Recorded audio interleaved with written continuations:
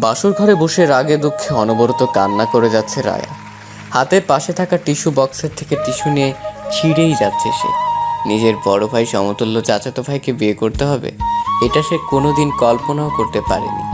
এক বাড়িতে ছোট থেকে বড় হয়ে ওঠা, এখন পাশাপাশি আলাদা বাসা, যার কাছে নিয়ম করে সন্ধ্যা হলে পড়তে বসা, তাকে কিনা বিয়ে করতে হলো। ইহানকে সে কোনো দিনই প্রিয় মানুষ হিসেবে কল্পনা করতে পারে। দরজা খুলে ইহানকে ভেতরে আসতে দেখে যেন রাগ মাথায় উঠে যায় রায়ার। গর্জে ওঠে সে। বিছানা থেকে তাড়াতাড়ি করে নেমে এসে ইহানের সামনে দাঁড়ায়। পাঞ্জাবির কলার ধরে কান্না করতে করতে ঝাঁকাতে থাকে। তুই কি করে পারলি আমার জীবনটা এইভাবে নষ্ট করে দিতে? আমি তোকে কোনোদিনও ক্ষমা করব না, তোকে আমি শেষ করে ফেলবো। কলার ছাড় রায়া, আমার গলায় লাগছে। আমার সাথে একদম বাড়াবাড়ি করবি না ইহান শেখ, এগুলো একদম বরদাস্ত করবে না। আর তুই আমার সাথে কোন সাহসে তুই করে কথা বলছিস? লাগুক, মরে যা তুই। জানতি না তুই যে আমি শাওনকে ঠিক কতটা ভালোবাসি? তারপরও তুই কিভাবে আমার সাথে এতটা খারাপ করতে পারলি? আমি কি ক্ষতি করেছিলাম তোর? শাওন দুদিন ধরে এসেই তোকে পেয়ে যাবে, আমার সাথে তোর দূরত্ব তৈরি করবে। আর আমি তো এত সহজে হতে দেবো, তাই না?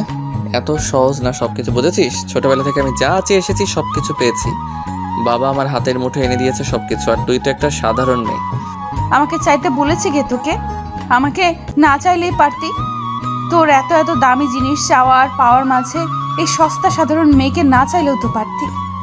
ইহান শেখ যা চায় সেটাই পায়, হোক সেটা আপোষে বা ঝামেলা করে, হোক সেটা দামি বা সাধারণ কিছু। রেহান, আমি তোকে খুন করে ফেলবো জাস্ট। কথাটা বলেই রায়া রুমের এপাশে ওপাশে কিছু খুঁজতে থাকে। তেমন কিছু না পেয়ে মিষ্টির সাথে রাখা কাটা চামচ দেখলে সেটা নিয়েই ইখানের কাছে ফিরে এসে চামচটা ইখানের গলায় ধরে। এটা দেখেছিস? একদম তোর গলা ফুটো করে দেবো। না থাকবে বাস আর না বাজবে বাঁশরি। পারলে করে দেখা। যদি না পারছিস এটা করতে, তাহলে তুই আজকে শেষ। এসব করে তোর অভ্যাস না থাকলেও এটা আমার অনেক দিনের অভ্যাস। আর আমাকে তোর থেকে ভালো আর কে চেনে বল? তোকে নিজের খারাপ রূপটা দেখাইনি জন্য ভাবিস না কোনোদিন দেখাবো না। আমাকে ভয় দেখাচ্ছিস তুই? এতদিন তুইও আমার ভালো রূপ দেখেছিস, এবার আমার বাজে রূপটাও দেখে নে। কথা না কাজ কর। কোনোভাবে বেঁচে গেলে তোকে আমি শেষ করে ফেলবো রায়া। শেষ বলতে শুধু একেবারে সমাপ্তিকেই বোঝায় না, কিছু সমাপ্তি ঘটিয়ে নতুন কিছু শুরু করাকেও বোঝায়। আর তোকে তো আমি কোনো না কোনোভাবে শেষ করবই। শেষে যেহেতু করবি তাহলে বিয়ে করেছিস কেন? তোকে। ইহান কিছু বলবে তখনই দরজায় নক করা শব্দ পায়। ইহান দরজার দিকে তাকিয়ে আবার রায়ের দিকে রেগে তাকায়। তোর তো টাইম শেষ মায়া, মেরে দিতে তো পারলি না। এবার এই ইহান শেখের খেল দেখবি। ইহান গিয়ে দরজা খুলে দেয়। দরজা খুলে দিতেই রায়ের মা রাবেয়ার রুমে প্রবেশ করে। রায়া তার মাকে দেখে আরো ক্ষিপ্ত হয়ে যায়। তেড়ে মায়ের আসে এর দিকে। কেন এসেছো তুমি? রায়া মরে গেছে নাকি সেটা দেখতে এসেছো? ওর মতো গুন্ডার সাথে বিয়ে দিয়ে শান্তি হয়নি তোমার? আর তোমার স্বামীর মরেছে কিনা সেটা আবার দেখতে এসেছো? মুখ সামলে কথা বল রায়া, উনি তোর বাবা হন। আর মরে যাওয়ার কথা বলছিস তুই? সেটা আগে মরতে পারতি না? বেচারার এতদিনের সম্মান তুই নষ্ট করেছিস, আর এখন বড় বড় কথা বলছিস। লজ্জা করছে না রে তোর এসব বলতে? কে বলেছিল তোমাদের আমাকে ফিরিয়ে আনতে? ছিল শগুনে নিয়ে যেত, তাতে তোমাদের কি? রায়া এবার চুপ কর। এতক্ষণ বাজে ব্যবহারের জন্য কিছু বলিনি, এবার কিন্তু বড় আম্মুর সাথে খারাপ ব্যবহার করার জন্য মার খাবি আমার হাতে। তোকে তাদের মান সম্মান নিয়ে খেলা করার অধিকার কে দিয়েছে? তুই আমাদের মাঝে কথা বলার কে? সব সময় অন্যদের কথার মাঝে ঢুকে পড়ার স্বভাব বাদ দে। রায়া, ইহানের সাথে একদম বাজে ব্যবহার করবি না। আমি যদি শুনেছি যে তুই ইহানের সাথে খারাপ ব্যবহার করেছিস, তাহলে খুব খারাপ হবে। তুই আমার বাসার চৌখাটে ভেতরেও আসবি না কোনোদিন। এই যে তোর লাগেজ এখানে, তোর জামা কাপড় রাখা আছে, কোনো কারণ দেখিয়ে যেন আমার বাড়ি যাবি না তুই। কথাগুলো বলেই রায়ের মা হন হন করে বেরিয়ে যায় রুম থেকে। রায়া কি করবে বুঝতে পারে না। ও বাড়িতে যেতে পারবে না মানে সে কি এখানে থাকবে নাকি? কোনো দিনই তা সম্ভব না। তার পক্ষে যে করে হোক এখান থেকে বের হতে হবে। এখন ফেলা প্রতিটা নিঃশ্বাস যেন আবার বিষাক্ত হয়ে আবার তার কাছে ফিরে আসছে। রায়ার মা চলে যাওয়ার পরই রায়া বেরিয়ে যাওয়ার সিদ্ধান্ত নেয়। যেই ভাবা সেই কাজ। রাগ করে বাহিরে যেতে উদ্যত হয় ইহান। সাথে সাথে রায়ার হাতটা খপ করে ধরে ফেলে। তুই কি ভেবেছিস রাহাব শেখের মান সম্মান নষ্ট করেছিস? তার মেয়ে হয়ে এখন কি আমি আমার মান সম্মান ডোবাতে দেব নাকি? মানে আমাকে ছাড় তুই ইহান, আমি তোর সাথে এক ছাদের নিচে এক রুমে রাত কাটাতে পারবো না। আজকে থেকে আমার কেউ নেই, আমি একা। শুধু এক রুমে কেন রাত কাটাবি? এক বিছানায় আমার পাশে শুয়ে স্বামীর অধিকার দিয়ে তারপর আজ তোর রেহাই। মানে মানে চল তোকে বুঝিয়ে দিচ্ছি। ইহান, একদম আমাকে স্পর্শ করার সাহস দেখাবি না। তোর হাত আমি ভেঙে গুড়িয়ে দেব বলে দিলাম। খুন যেহেতু করতে পারিসনি সেহেতু হাত ভেঙে গুড়িয়ে দিতেও পারবি না। ইহান শেখের গায়ে হাত তোলা এত সহজ না মিসেস ইহান। তোর পদবীর আর তোর নামের আমি কাঁথায় আগুন দেই। আমি আগেও রায়া শিখছিলাম, আর এখনো আছি, ভবিষ্যতেও থাকবো। আগে ছিলি, এখন তুই আমার পরিচয়ে পরিচিত, আর ভবিষ্যতেও তাই। শেখ তো শেখই থেকে যাবে, তাই না? আমার হাত ছাড় ইহান। এখন তো হাত ধরেছি, আরও অনেক কিছু বাকি। কথাটা বলেও ইহান রায়ের হাত ছেড়ে কোমর চেপে ধরে। ইহানের এহেন আচরণে রায়া চমকে যায়। বারবার ইহানকে ছাড়িয়ে দেওয়ার চেষ্টা করছে, কিন্তু ইহান ছাড়ার পাত্র না। তোমার কি মনে হয় জান আমি তোমাকে আজ রাতে এমনি এমনি ছেড়ে দেব? সবার সামনে 3 বার কবুল বলে তোমার সব দায়িত্ব আমি নিয়েছি। আমাকে খুশি করার দায়িত্ব তো তোমাকে নিতেই হবে। ইহান ছেড়ে দে আমাকে, নইলে কিন্তু আমি চেঁচামেচি করবো বলে দিলাম। ইহান এবার রায়াকে নিজের এক সাইডে চেপে ধরে টেনে সাউন্ড বক্সের কাছে নিয়ে যে গান চালিয়ে দেয়। উচ্চস্বরে হেসে বলে, চিৎকার দাও জান, জোরে চিৎকার দাও, আজ তোমায় কেউ শুনবে না। ইহান এবার রায়াকে কোলে তুলে নেয়। রায়া ইহানের বুকে আঘাত করেই যাচ্ছে। ইহানের সেদিকে নজর নেই। রায়ার আঘাত যেন কোনোভাবেই তাকে স্পর্শ করছে না। ইহান রায়াকে কোল থেকে বিছানায় ফেলে দেয়। রায়া আবার ভয় পেয়ে যায়। তার মতো সাধারণ নারীর এত ক্ষমতা নেই যে কিনা ইহানের মতো জিম করা ছেলের সাথে শক্তিতে কুলিয়ে উঠতে পারবে। না ইহান, তুই আমার সাথে এমনটা করতে পারিস না। আমি তোকে আমার স্বামী হিসেবে মানি না, জীবনেও তোকে আমি মানবো না। তুই আমি দুজনেই কবুল বলে একে অপরকে স্বীকার করে নিয়েছি, অনেকে সাক্ষী আছে। আর তুই কিনা বলছিস মানিস না? মামার বাড়ির আবদার নাকি? বিয়ে করেছি কি শুধু তোর এই রূপ দেখার জন্য নাকি? আর কোনো কথা না, কোনো কথা না ডার্লিং। আর এতক্ষণ আমার নাম ধরে ডাকা, তুই করে কথা বলার শাস্তি তো তোকে পেতেই হবে। ইহান এক টানে রায়ার শাড়ির আঁচল বুকের উপর থেকে সরিয়ে দেয়। রায়াকে আর কিছু বলার সুযোগ না দিয়ে তার উপর ঝাঁপিয়ে পড়ে। রায়া নিজেকে রক্ষা করতে পেরে ওঠে না ইহানের হাত থেকে। রায়া ইহানের কাছে থেকে কিছুতেই ছাড়াতে পারে না। তবু রায়া নিজেকে ছাড়ানোর চেষ্টা করেই যাচ্ছে। বারবার চিৎকার করছে, কিন্তু কিছুতেই কাজ হয় না। বৌভাতের অনুষ্ঠানে মানুষ আসা শুরু করেছে, কিন্তু নতুন বউ এখনো ঘুম থেকে ওঠেনি। সকালে ইহান উঠে চলে যাওয়ার পরপরই দরজা লক করে আবার শুয়ে পড়েছে রায়। রাতের শারীরিক অত্যাচারের রেশা এখনো কাটেনি। এসবের প্রতিশোধ না নেওয়া পর্যন্ত যেন তার শান্তি নেই।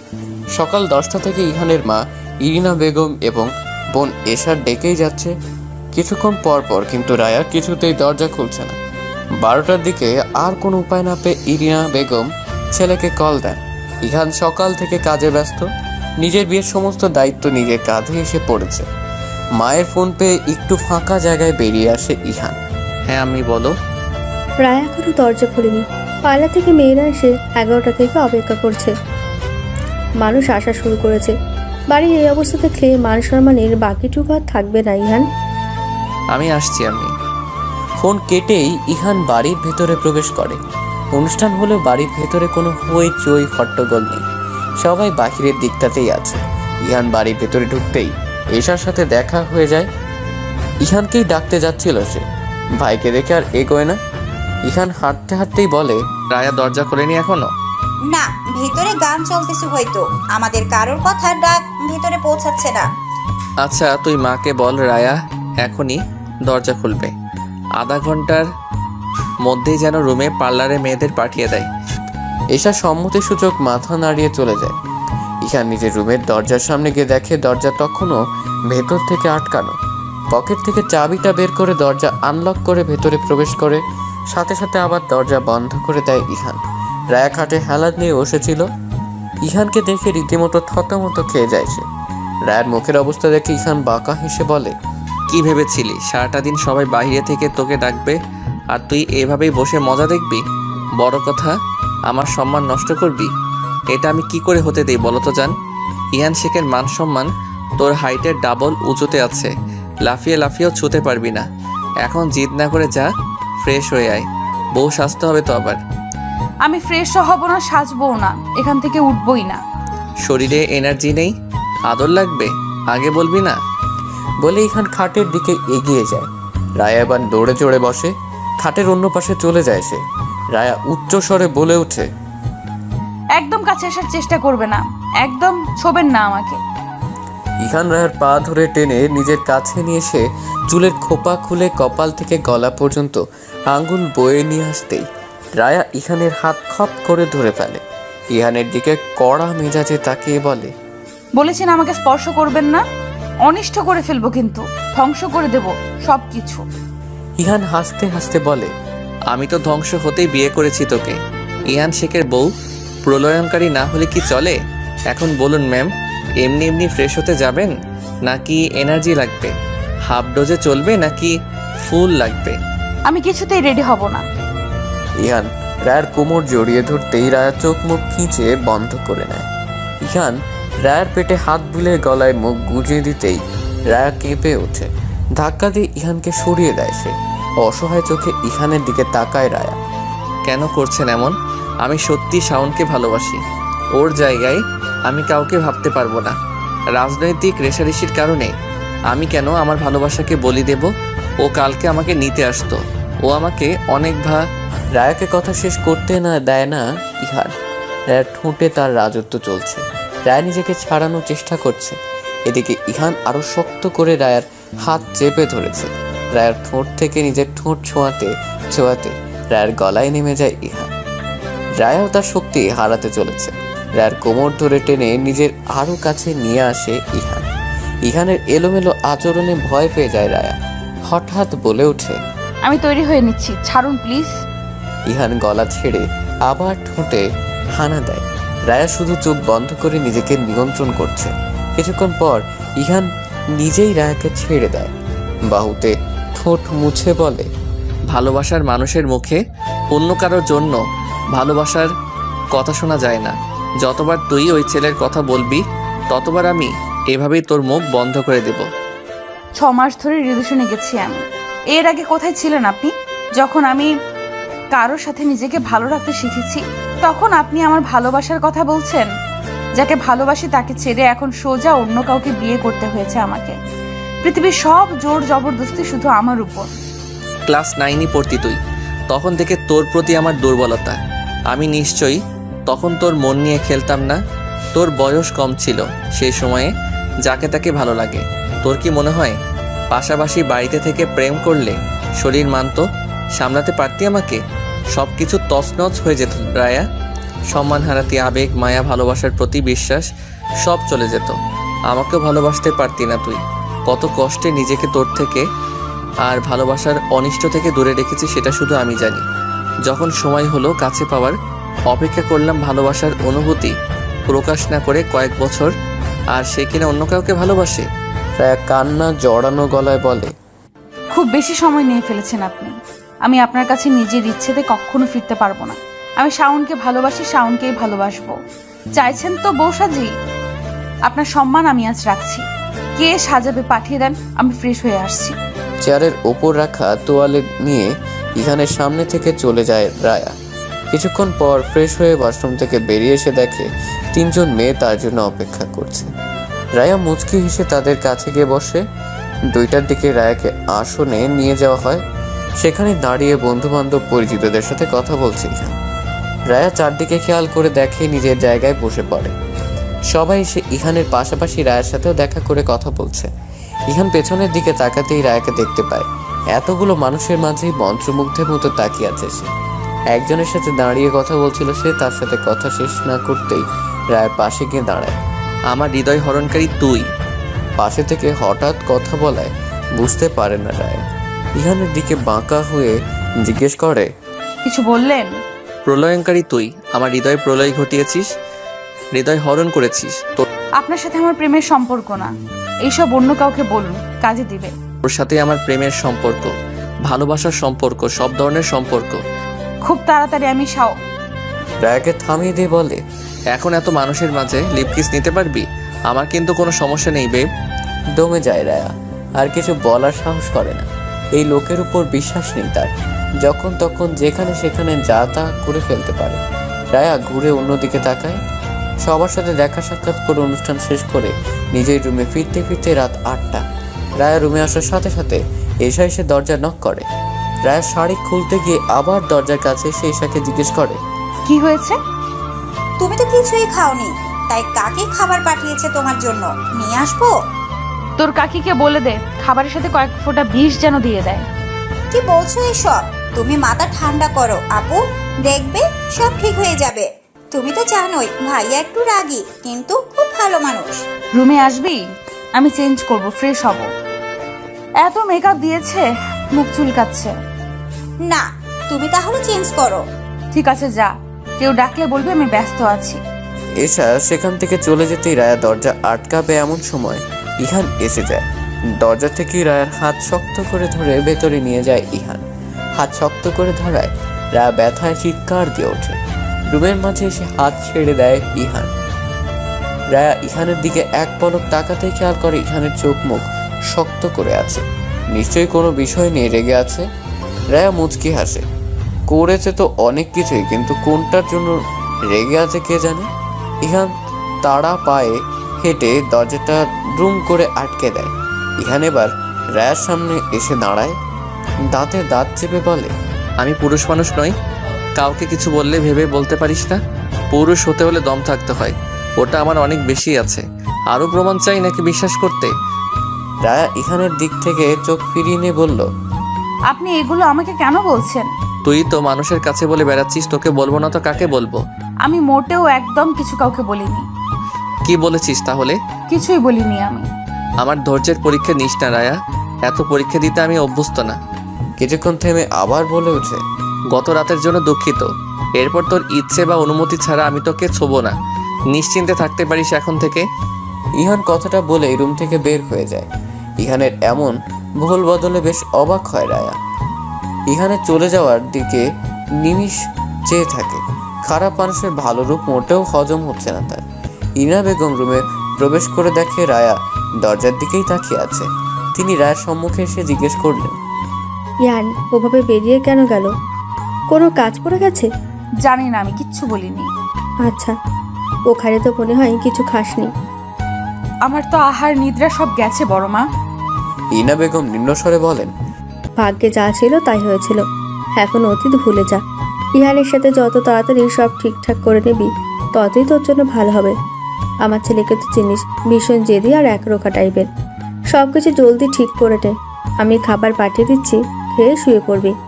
ইনা বেগম চলে যাওয়ার পরপরই রায়া দরজা আটকে চেঞ্জ করে ফ্রেশ হয়ে নেয়। হঠাৎ বাড়ির কথা মনে হতেই বুকের মধ্যে কিছু একটা খঁচ করে বিঁধে।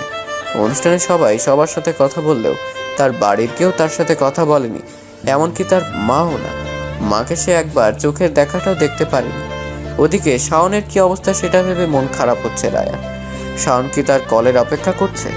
বিয়ের কথা তো সমস্ত গ্রাম জেনে গেছে। চেয়ারম্যান শামসুজ্জামানের মেয়ের বিয়ে বলে কথা, তাও আবার ইহান শেখের সাথে। শাওন তাকে ভুল বেজবে কিনা সেটা নিয়ে ভাবছে রায়া। রুমের মধ্যেই বাজারি করতে থাকে সে। ভীষণ অস্থির লাগছে তার। দরজায় নক করার শব্দ হতেই রায়া গিয়ে দরজা খুলে দেয়। ইহান খাবার নিয়ে দরজার উপাশে দাঁড়িয়ে আছে। রায়ের দিকে প্লেট এগিয়ে দিয়ে বলে, অনেক রাত হয়ে গেছে, খাবারকে ঘুমিয়ে পড়। আমি পাশের রুমে আছি, রাতে কোনো প্রয়োজন হলে ডাক দিলেই হবে। রায়া তাচ্ছিলের হাসি হেসে বলে, এত চেঞ্জ হঠাৎ এত ভালো মানুষই কেন? আপনি তো ভালো মানুষ নন। ঘরের কথা বাহিরে গেলে সেটা দৃষ্টিকটু দেখায়, আর সেটা যখন অন্য মানুষের সাথে ঘুরে ফিরে আবার ঘরের মানুষের কাছে আসে তখন সেটা আরও বাজে দেখায়। আপাতত চাইছি না আমাদের আর কোনো ঘটনা ঘটুক, তুই যা চাইবি তাই হবে। আমি তোর আশেপাশে আর থাকছি না, আমি যেটা বলি সেটাই করি। রায়ের মনে পড়ে অনুষ্ঠানে মাকে না দেখে এশার ফোন দিয়ে মাকে কল করেছিল। তার মা তার সাথে কথা বলতে চায়নি। তখন সে কান্না করে মাকে জানিয়েছিল ইহানের কথা। রায়া ভাবে ইহানকে কি তবে কেউ কিছু বলেছে? সে কাঁপা কাঁপা গলায় বলে, আমাকে ডিভোর্স দেওয়ার ব্যবস্থা করুন শাহ। ইহান খাবারের প্লেটটা পাশের ছোট টেবিলটায় রেখেই রায়ার ঠোঁট দখল করে নেয়। রায় সাথে সাথে চোখ বন্ধ করে ফেলে। বারান্দা দিয়ে নিম নিম বাতাস আসছে, চুলগুলো যেন রায়ের মুখে এসে আছড়ে পড়ছে। রায়কে চোখ বন্ধ করতে দেখে ইহান আরো ক্লোজ হতে শুরু করে। রায়ের অবস্থা ব্যক্তি দেখে ইহানের থেকে নিজেকে ছাড়িয়ে নেয়। ঘটে যাওয়া ঘটনায় ভীষণ রকম অপ্রস্তুত সে। ইহান এত কিছু বলার পরও যে এটা করে বসবে সেটা ধারণা করতে পারেনি সে। রায়কে চুপ থাকতে দেখে ইহান মুচকি হেসে বলে, তুই চাইলে আমরা আরো গভীর হতে পারতাম। ভেবেছিলাম তুইও আমাকে চাইছিস, জন্যই বারবার ওই গর্দবটার নাম মুখে আনছিস। ওর নাম উচ্চারণ না করে আমাকে আমার কথা রাখতে সহায়তা তুই করতেই পারিস রায়া। ভালোবাসি ওকে। ভালোবাসি তোকে খুব। আমার ভালোবাসার দৈর্ঘ্য, প্রস্থ, ব্যাস, ব্যাসার্ধ তুই কোনোদিন পরিমাপ করতে পারবি না, গভীরতা কল্পনাও করতে পারবি না। যেটা করবোই না সেটার প্রতি কোনোদিন ইচ্ছে পোষণ করা বিলাসিতা। ভালোবাসবি আমাকে? তুই নিজেকে যতটা ভালোবাসিস তার চেয়ে আমাকে বেশি ভালোবাসবি। আমাকে ছাড়া নিজের অস্তিত্ব কল্পনা করতে পারবি না।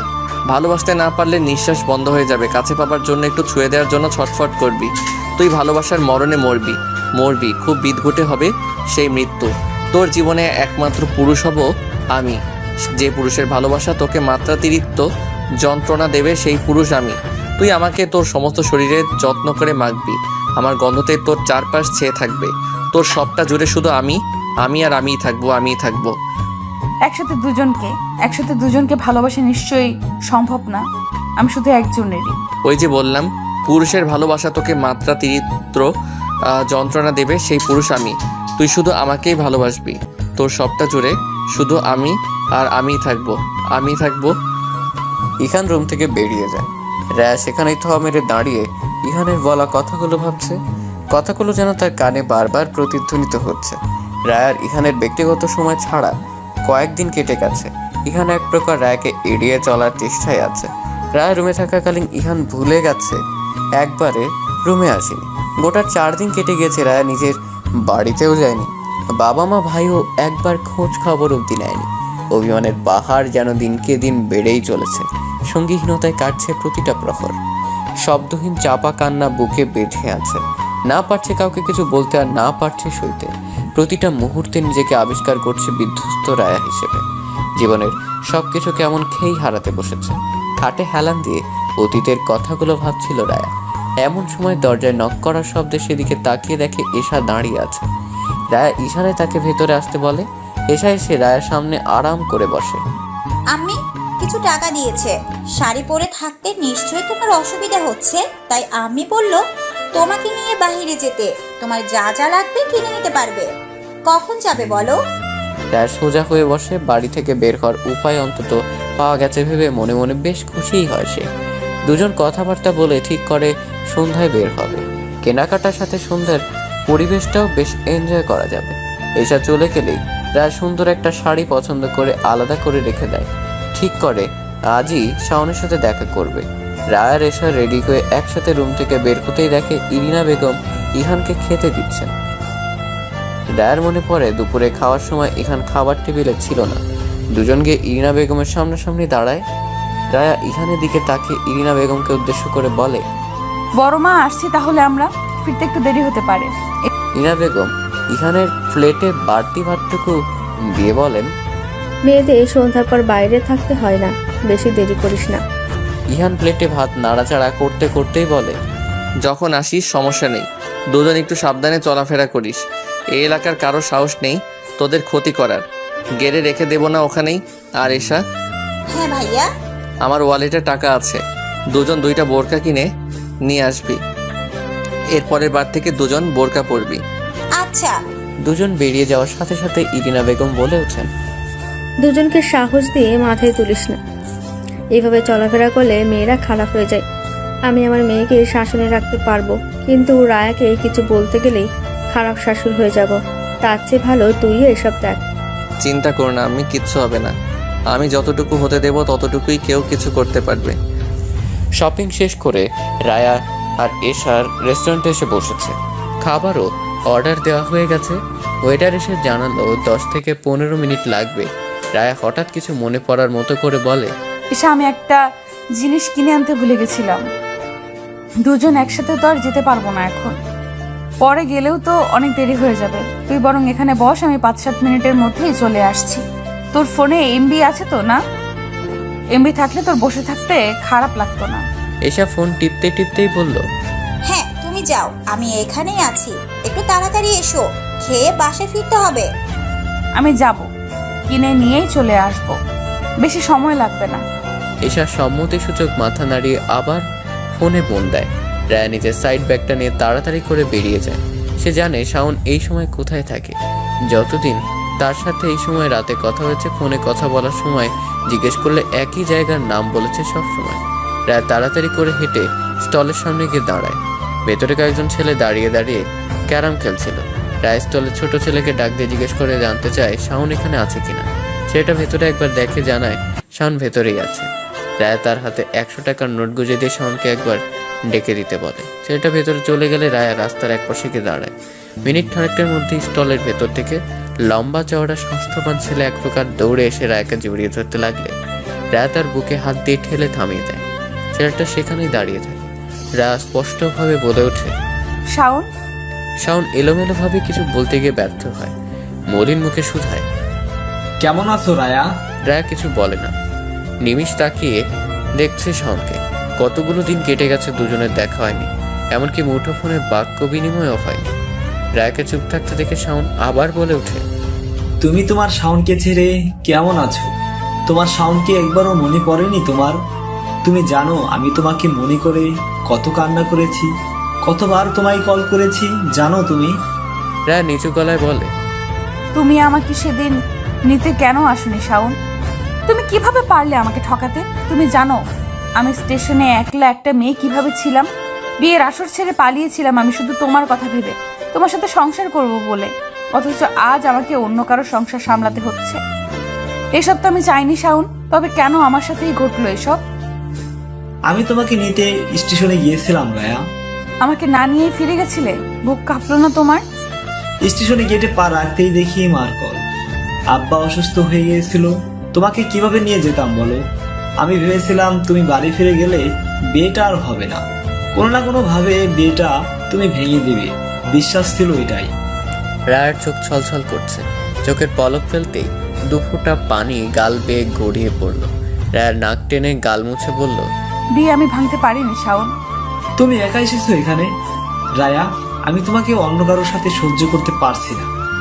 অন্য কেউ তোমার সাথে থাকছে ভাবলেই কান্না হয়। সে তোমাকে ছয়নি তো বলো, তুমি আমারই আছো তো বলো না? রায়া ফুপিয়ে কান্না করে দেয়।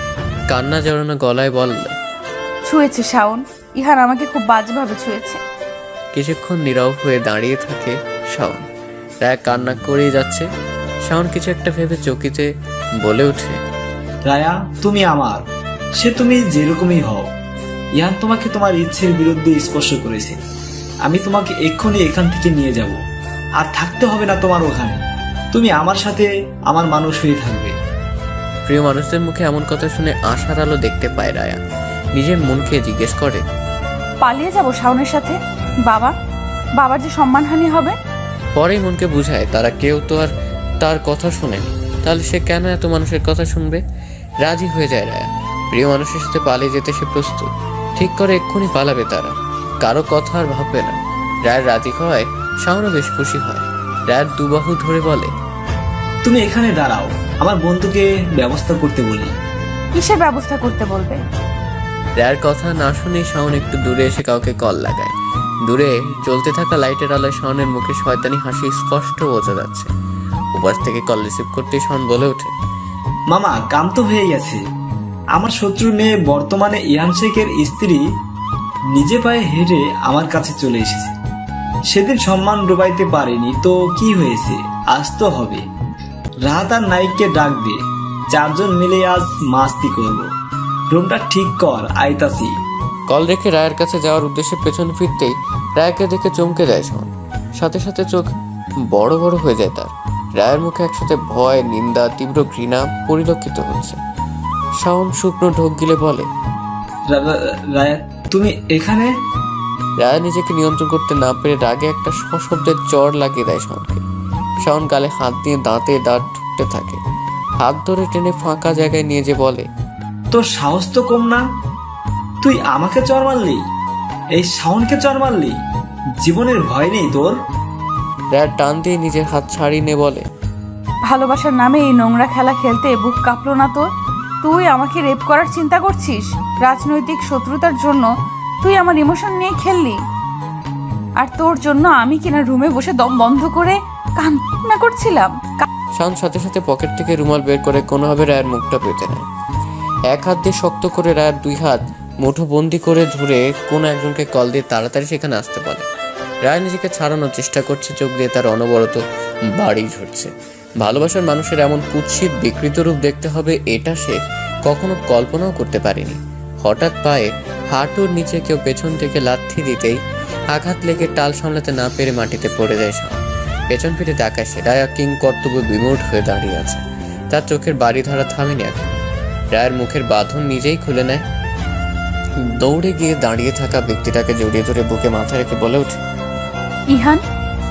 ইহানের পিছে কয়েকজন দাঁড়িয়ে আছে, হাতে তাতে লাঠি সোঁটা।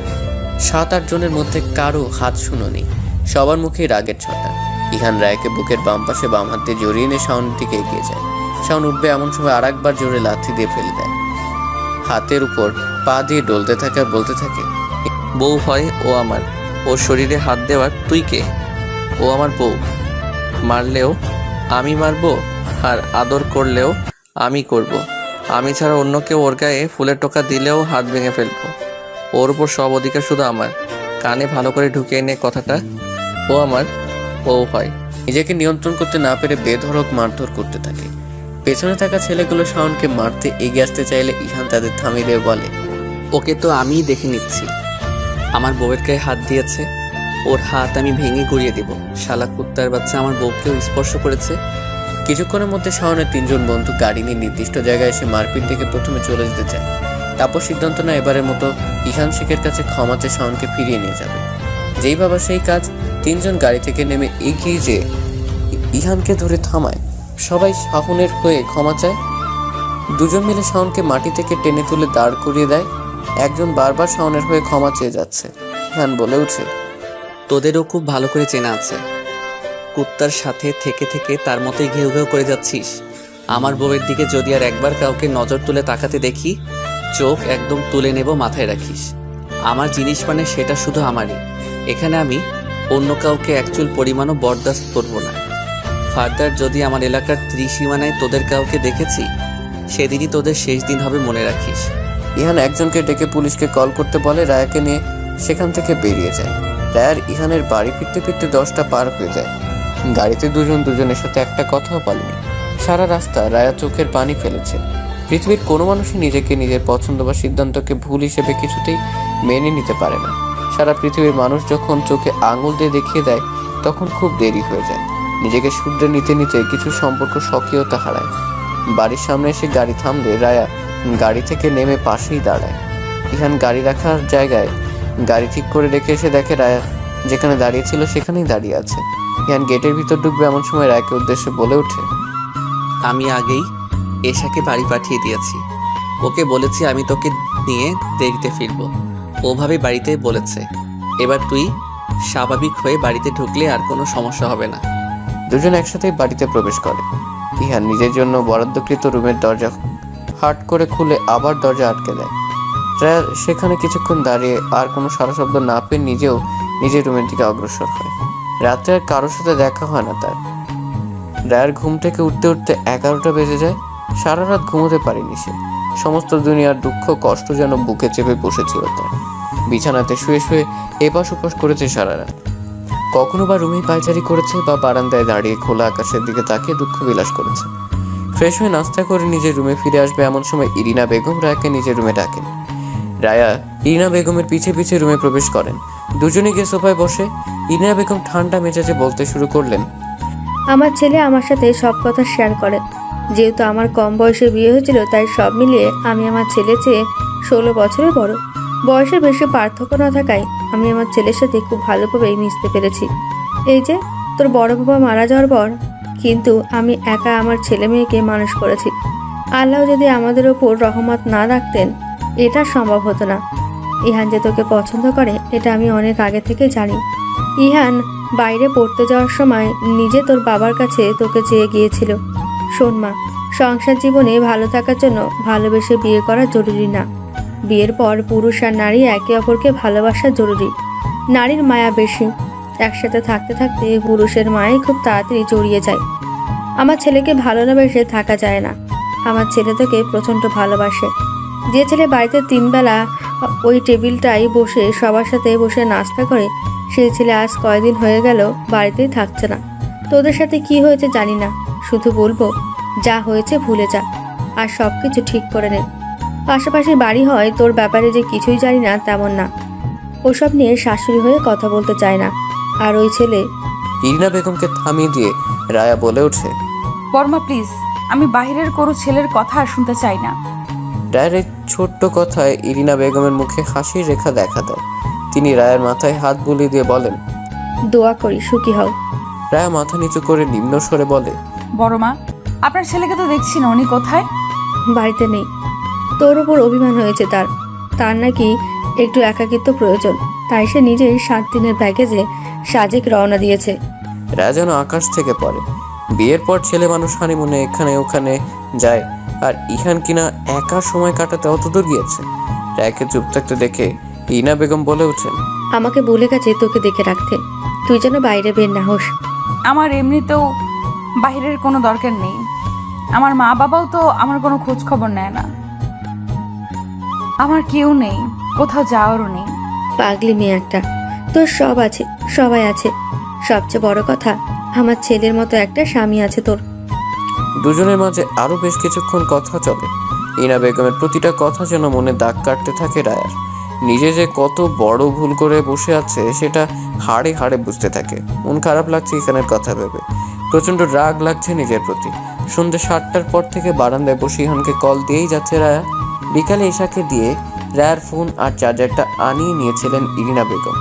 ছেলে আর ছেলের বউয়ের সংসারটা ঠিক করতে তিনি ভীষণ কর্মঠ। সন্ধ্যা থেকে 30 বারের বেশি কল করা হয়েছে রায়ার, কিন্তু ইহান ফোন তোলেনি। রায়ার ভীষণ মন খারাপ হচ্ছে। ইরিনা বেগমের কথাটা বারবার কানে বাজছে। সংসার জীবনে ভালো থাকতে হলে ভালোবেসে বিয়ে করা জরুরি না, বিয়ের পর সঙ্গীকে ভালোবাসা জরুরি। রায়া তার জীবনের কালো অধ্যায় সমস্তটা ঝেড়ে ফেলতে চাইছে। সাথে মানুষটা এগিয়ে এলে হয়তো সব নতুন করে শুরু করা সম্ভব হতো। ইরিনা বেগম রাতের খাবারের জন্য ডাকতে এসে রায়াকে রুমে না পেয়ে বারান্দায় এসে দেখে রায়া ফোনটা পাশে রেখে বাইরে তাকিয়ে কিছু একটা ভাবছে। ইরিনা বেগম কাঁধে হাত রাখতেই চমকে ওঠে রায়া। পিছনে তাকিয়ে ইরিনা বেগমকে দেখে মলিন একটা হাসি দিয়ে বলে, হ্যাঁ বড়মা বলেন। কত বাজে দেখেছিস? খেতে হবে না? খেতে আই। আমার খেতে ইচ্ছে করছে না বড়মা। উফ, এসব আমি একদম শুনবো না। আমি ভাত বাড়ছি গিয়ে, তুই এখনই আসবি, একদম দেরি করবি না। আর কালকে বাড়ি যাবি, বাবা রাগ করে আছে। তুই ভুল করেছিলি, তাই সব ঠিকঠাক করে নিতে হবে তো, তাই না? রায়া মাথা ঝাঁকায়। ইরিনা বেগম কিছু একটা ভেবে বলেন, একটা কথা আমি গ্যারান্টি দিয়ে বলতে পারি, আমার ছেলের মতো আর একটাও পাবি না। তুই শুধু এখন একটু পরিশ্রম করে ওকে নিজের কাছে ফিরিয়ে নিয়ে আয়। একটা মেয়ে চাইলে পুরুষকে যাযাবর বানাতেও পারে, আবার সংসারী পুরুষও বানাতে পারে। তুই আমার ছেলেকে তোর সুখের হাতিয়ার হিসেবে তৈরি করে নে। ইরিনা বেগম কথা শেষ করে চলে যান। রায়া আরেকবার কল দিয়ে খেতে যাওয়ার কথা ভাবে। রায়া ফোন কানে ধরে গ্রিলের রং তুলতে থাকে চিমটি দিয়ে। ফোন রিসিভ হতেই চোখ খিঁচে বন্ধ করে নেয় রায়া। ওপাশে লোকটার কোনো সাড়া শব্দ না পেয়ে রায়া নিজেই বলে, কোথায় আপনি? ওপাশ থেকে উল্টো জবাব আসে, কেন, কি হয়েছে? প্রশ্নের জবাবে উত্তর দিতে হয়, উল্টো প্রশ্ন করছেন কেন? বিদেশিরা কি আপনাকে এটা শিখিয়েছে? ফোন করেছিস কেন সেটা বল। বাসায় আসেন। না, আমি সাজেক যাচ্ছি। আপনি কোথাও যাচ্ছেন না। বললাম তো যাচ্ছি। তুই আমার থেকে বেশি জানিস নাকি? আপনি নিয়ন ভাইয়ার সাথে ওনার বাড়িতেই আছেন, আমি জানি। আমি কাছে থাকলে তো তোর সমস্যা। এক্স বয়ফ্রেন্ডের জন্য সারাক্ষণ মনটা পুরো ছাই হয়ে যায় তোর। দূরে তো আছি, ভালো থাকার কথা। বাসায় আসেন, চুমু খাবো। থাপ্পড় খাবি, বেয়াদব মেয়ে। আপনার মতো ওষ্ঠতে ওষ্ঠ মিলিয়ে যে চুম্বন করা, ওটা দিব। বাসায় আসেন। টসটসে গালে পুরুষ মানুষের শক্ত হাতে যে থাপ্পড় দেয়া হয় সেটা দেবো একদম। আসবেন না বাসায়? না, ফোন রাখ। ইহান ফোন কেটে দিলে রায়া দাঁতে দাঁত চেপে চিৎকার দিয়ে বলে ওঠে, শাশুড়ি মা, আপনার ছেলে বাসায় আসুক আগে, তারপর বুঝিয়ে দেব কত মরেছে কত ঝাল। আমি যেভাবে যে পরিস্থিতিতে তোকে ছুঁয়েছি তোর অনিচ্ছা সত্ত্বেও ভালোবাসা চাপিয়ে দিয়েছি, এটা আমার ভুল। ভুল না, অন্যায় করেছে আমি মেনে নিলাম, কিন্তু তুই যেটা করতে চেয়েছিলি সেটা কি ছিল? তোর আর আমার কাজে কি কাটাকুটি করে মিলমিশ হওয়া যায়? ইহানের প্রশ্নের উত্তরে রায়া কিছুই বলতে পারছে না। চুপচাপ বসে নীরবতা পালন করছে আয়োজন করে। একটা দীর্ঘশ্বাস ফেলে বলে, মানুষ প্রতারিত হওয়ার পর নতুন করে ভালোবাসতে ভয় পায়। আমি খুব বাজেভাবে প্রতারিত হয়েছি, খুব খুব খুব বাজেভাবে। আমি নিজেকে সব কিছু থেকে সরিয়ে নিয়েছি, নিজেকে বদলে ফেলেছি। আমার পৃথিবীতে আমার মানুষ বলতে একজনও নেই। এইটাই কি বড় শিক্ষা না আমার জন্য? মানুষ মাত্রই তো। ইহান ধমকের সুরে বলে ওঠে, একদম এটাকে ভুল বলবি না, এটা অন্যায়, মাত্রা ছাড়া অন্যায়। ক্ষমার অযোগ্য? আপাতত ক্ষমার বিষয়টা মাথায় আনতে চাইছি না। একাকিত্ব আমাকে গিলে খাচ্ছে, সঙ্গ প্রয়োজন।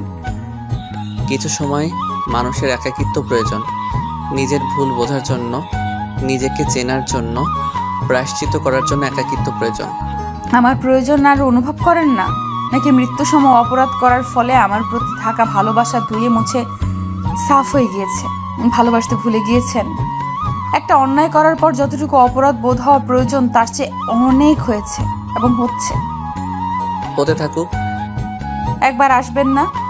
সামনে দাঁড়িয়ে চোখে চোখ রেখে বলবেন না যে রায়া, অনেক তো হলো, চলো আবার শুরু করি? তুই বিয়ের পর প্রাক্তনের সাথে চলে যেতে চেয়েছিলি, তোর মনে হয় খুব তাড়াতাড়ি তুই ক্ষমা পাবি? রায়া কিছুক্ষণ নীরব থেকে আবার বলে ওঠে, মৃত্যুদণ্ড দেবেন? বেঁচে যেতাম। দম বন্ধ হয়ে আসা আমার সময় বাঁচার তাগিদে ছটফট করি। এইসব আর করতে হতো না। এত অসম্মান নিয়ে বাঁচা যায় না। আপনি এটুকু চিন্তা করছেন না যে আপনার সাথে যদি এমন হতো যে আপনি কাউকে ভালোবাসেন এবং বাড়ি থেকে আপনাকে অন্য কারোর সাথে বিয়ে দিয়েছে, হঠাৎ আগের সেই ভালোবাসার মানুষকে দেখলে হৃদয়টা লাফিয়ে উঠবেই। আমি কিছুতেই ভুলতে পারছি না যে আমার বউ অন্য কারোর সাথে। ইহান কথা বলতে গিয়ে থেমে যায়। নিজের বলা বাক্যটা কিছুতেই শেষ করতে পারে না, মুখ দিয়ে বের হয় না কথা। ইহানকে চুপ করে যেতে দেখে রায়া বলে ওঠে, মৃত্যু প্রয়োজন হয় এমন পরিস্থিতিতে ফেলে দেবেন না, এমন পরিস্থিতি তৈরি করবেন না প্লিজ, যেটায় ভুলের এবং অন্যায়ের প্রায়শ্চিত্ত করতে করতে নিজের মৃত্যু কামনা করতে হয়। মানুষের নিজের ভুল বুঝতে একটা ধাক্কাই যথেষ্ট। এই ধাক্কা আমার হাড় গোড় ভেঙে মাটিতে মিশিয়ে দিয়েছে। আমি আর উঠে দাঁড়াতে পারছি না। মানুষের মন থেকে যখন ভালো লাগা হারিয়ে যায় তখন ভালো থাকাটাও বিদায় নেয়, আর ভালো থাকা বিদায় নিলে মানুষ তখন মৃত্যুর সাথে বন্ধুত্ব করতে উদ্গ্রীব হয়ে ওঠে। ইহান তখনও চুপ করেই আছে। রায়া নিজেই কান্না করতে করতে আবার বলে, আমি কিন্তু যেইভাবেই হোক নিজেকে বাঁচিয়ে নিতাম। আমি আমার সিদ্ধান্ত অনুযায়ী প্রথম ধাপ ফেলার আগেই সবটা জেনে গিয়েছিলাম। যেটা করতে চেয়েছিলাম সেটা চাওয়া পর্যন্তই, আর এটাই আমার অপরাধ। রায়ার কথা বলতে পারছে না, কান্না করে তার নাক মুখ বন্ধ হয়ে আসছে, গলা থেকে কথা বের হচ্ছে না। রায়া ফোনটা কেটে পাশে রেখে ফুপিয়ে ফুপিয়ে কান্না করতে থাকে। গোটা 4 সপ্তাহ পর ইহান রায়ার কল রিসিভ করেছিল। এই 4 সপ্তাহ রায়া প্রতিটা সেকেন্ডে নিজেকে পুড়িয়ে নিজেকে খাঁটি করে তৈরি করছে প্রতিনিয়ত। রায়ার কান্নার আওয়াজে দরজায় এসে নক করেন ইরিনা বেগম। রায়া মুখ মুছে বিছানা থেকে নেমে দরজা খুলে দেয়। ইরিনা বেগম শাড়ির আঁচল 2 ভাঁজ করে কাঁধে তুলে নিয়ে রুমে প্রবেশ করেন। রায়াও ইরিনা বেগমের পিছে পিছে গিয়ে সামনেই দাঁড়ায়। ইরিনা বেগম ইশারা করে বসতে বললে রায়া বাধ্য মেয়ের মতো বসে পড়ে। কান্না করছিলি? ইরিনা বেগমের হঠাৎ করে প্রশ্নে অপ্রস্তুত হয়ে যায় রায়া। ইরিনা বেগমের দিকে তাকিয়ে আবার চোখ নামিয়ে নেয়, কিন্তু মুখ দিয়ে কিছু উচ্চারণ করতে পারে না। ইরিনা বেগম রায়ার কাছাকাছি গিয়ে বসেন। এক হাত দিয়ে রায়াকে নিজের বুকের সাথে জড়িয়ে নিয়ে বলেন, এই কয়েকদিনে তো কম কান্না করলি না, আর কত? আপনার ছেলে আমাকে মাফ করবে না বড় মা। আমি যে খুব বড় অপরাধ করে ফেলেছি। হ্যাঁ, অপরাধ করেছিস, কিন্তু আমি মেয়ে হিসেবে যেটুকু বুঝি, মেয়েদের মায়া অনেক গভীর, খুব বেশি ভালোবাসতে পারে। আর এই অতিরিক্ত ভালোবাসা যখন ভুল মানুষের প্রতি আসে তখন আর কান্নার সীমা থাকে না। একটা মানুষের ভুল ঠিক করে নিয়ে নিজেকে নতুনভাবে গড়ে তোলার জন্য 1 মাস কম সময় না। কান্না করে নে, যত ইচ্ছে আজ কান্না করে নে। এরপর কোনোদিন যদি আমি তোকে কান্না করতে দেখেছি তাহলে আমার থেকে খারাপ কেউ হবে না, বলে দিলাম। রায়া ফুপিয়ে ফুপিয়ে কান্না করতে থাকে। কান্না করতে করতেই বলে, আপনার ছেলে আমাকে আর কোনোদিনও ভালোবাসবে না বড় মা। আগে আপনার ছেলের ভালোবাসা অসহ্য লেগেছে, আর এখন তার ভালো না বাসা অসহ্য লাগছে। সব ঠিক হয়ে যাবে। ইহানকে বাসায় আসতে দে। পুরুষ মানুষকে ঠিক করে রাখতে নরম না কঠোর হতে হয়। আমি সবসময় তোর পাশে আছি। শুধু আমার ছেলেকে একটু ভালোবাসিস। ইহান তোকে খুব ভালোবাসে, তাই তো এত কিছু সহ্য করে নিতে পারছে না, কষ্ট পাচ্ছে তোর মতোই। আমি নিজেকে নিজে ক্ষমা করতে পারছি না বড় মা। উনি কিভাবে ক্ষমা করবে? তবে গোটা একটা মাস আমার কাছে এক যুগ মনে হয়েছে। উনি দূরে থেকে কেন এত শাস্তি দিয়েছে আমাকে? বাসায় এসে কি শাস্তি দেওয়া যায় না? আসবে, অপেক্ষা কর। এসে আর শাস্তি দিবে না, সবকিছু ঠিক করে নেবে দেখিস। এখন ঘুমিয়ে পড়তো। ঘুরতে দেখ 1:30 বাজে। না খেয়ে না ঘুমিয়ে নিজের কি অবস্থা করেছিস দেখেছিস একবারও? ঘুমাবো। অনেকদিন ঠিক মতো ঘুমাই না। আপনার ছেলে তো শান্তি দিচ্ছে না আমার। আমি কিন্তু পুরনো রায়াকেই চাই, যে মিশুক প্রকৃতির, বেশি কথা বলতে পছন্দ করে, সারাক্ষণ এর ওর পেছনে লেগে থাকে, যার জীবনে মজাটার সব। কথা দে আমাকে, তুই আর কান্না করবি না। কথা দিলাম বড় মা, খুব বেশি কষ্ট না হলে কান্না করব না। ইনা বেগম রায়াকে শুইয়ে দিয়ে রুমের লাইট বন্ধ করে রুম থেকে বেরিয়ে একটা দীর্ঘশ্বাস ফেলেন আর ভাবেন কবে যে সবকিছু ঠিকঠাক হবে। ইনা বেগম চলে গেলেও রায়া সারা রাত আর ঘুম হয় না। বিছানা এপাশ ওপাশ করতে করতেই সময় কেটে যায়। ফজরের আজান শুনে বিছানা ছেড়ে উঠে ওযু করে নামাজটা আদায় করতে দাঁড়িয়ে যায়। সিজদাতে যেতেই যেন কান্নার নির্দ্বিধায় ভেতর থেকে বেরিয়ে আসে। রায়ার ঘুমোতে ঘুমোতে ভোরের আলো ফুটে যায়। দুপুরে রান্না বসিয়েছেন ইনা বেগম। এশা রান্নার কাজে সাহায্য করছে। ইনা বেগম মাছ ভাজছেন। এখানে পছন্দের রান্নাগুলো প্রায় সবগুলো শেষ করেছেন তিনি। রান্নাঘরের একপাশে রাখা ফোনটা বেজে উঠতেই ইরিনা বেগমের মুখে হাসি ফুটে যায়। এশাকে ডেকে বলে, এসা মা যা তো দরজা খুলে দিয়ে আয়। এশা কলিং বেলের আওয়াজ না পেয়ে জিজ্ঞেস করে, কেন? কেউ তো আসেনি। রায়া আপুর মা চলে যাবার পর তো আমি দরজা আটকে দিয়ে এসেছি। খুলে দেখ কে এসেছে। আমি তো কলিং বেলের আওয়াজ শুনলাম না, তুমি শুনছো? বেশি কথা না বলে যা তো। আচ্ছা, যাচ্ছি। বলে এশা রান্নাঘর থেকে বেরিয়ে দরজা খুলে দিতে চলে যায়। কিছুক্ষণ পর এশা দৌড়ে রান্নাঘরে এসে ইরিনা বেগমকে বেশ উচ্ছ্বাসের সাথে বলে, মা, ভাইয়া এসেছে। তুমি বুঝলে কি করে? ফোন দিয়েছিল। তুই যা তো, ছাদ থেকে ধুয়ে দেওয়া কাপড়গুলো নিয়ে আয়। অনেক রোদ বাইরে, বেশিক্ষণ জামা কাপড় বাইরে থাকলে রং নষ্ট হয়ে যাবে। ইরিনা বেগম রান্না করতে করতে আল্লাহকে ডাকতে থাকেন, দোয়া করতে থাকেন যেন এবার এতদিন পর ইহান আর রায়ের মাঝে সবকিছু ঠিক হয়ে যায়। অনেক তো হলো ভুল বুঝে ইগো নিয়ে কষ্ট নিয়ে দূরে থাকা। ওরা দুজন ভেতরে ভেতরে শক্ত সম্পর্ক তৈরি না করলে যে কেউ এসে তাদের আলাদা করে দিয়ে চলে যাবে। ইহান রুমে প্রবেশ করে দেখে রায়া তখনও বিছানায় হাত পা ছড়িয়ে ঘুমোচ্ছে। ছোট বাচ্চা ছেলে মেয়ে যেমন সমস্ত বিছানা দখলে নিয়ে ঘুমোয়, রায়াও ঠিক ওভাবেই ঘুমোচ্ছে। ইহান নিজের ব্যাগটা রেখেই রায়ের দিকে এগিয়ে গিয়ে মাথার পাশে বসে। প্রায় 1 মাস পরেই মুখটা সে দেখছে। মুখটা মলিন হয়ে যায় ইহানের। কি অবস্থা হয়েছে রায়ার। এই মেয়েটা রাতে তাকে কল দিয়ে ফুপিয়ে ফুপিয়ে কান্না করছিল।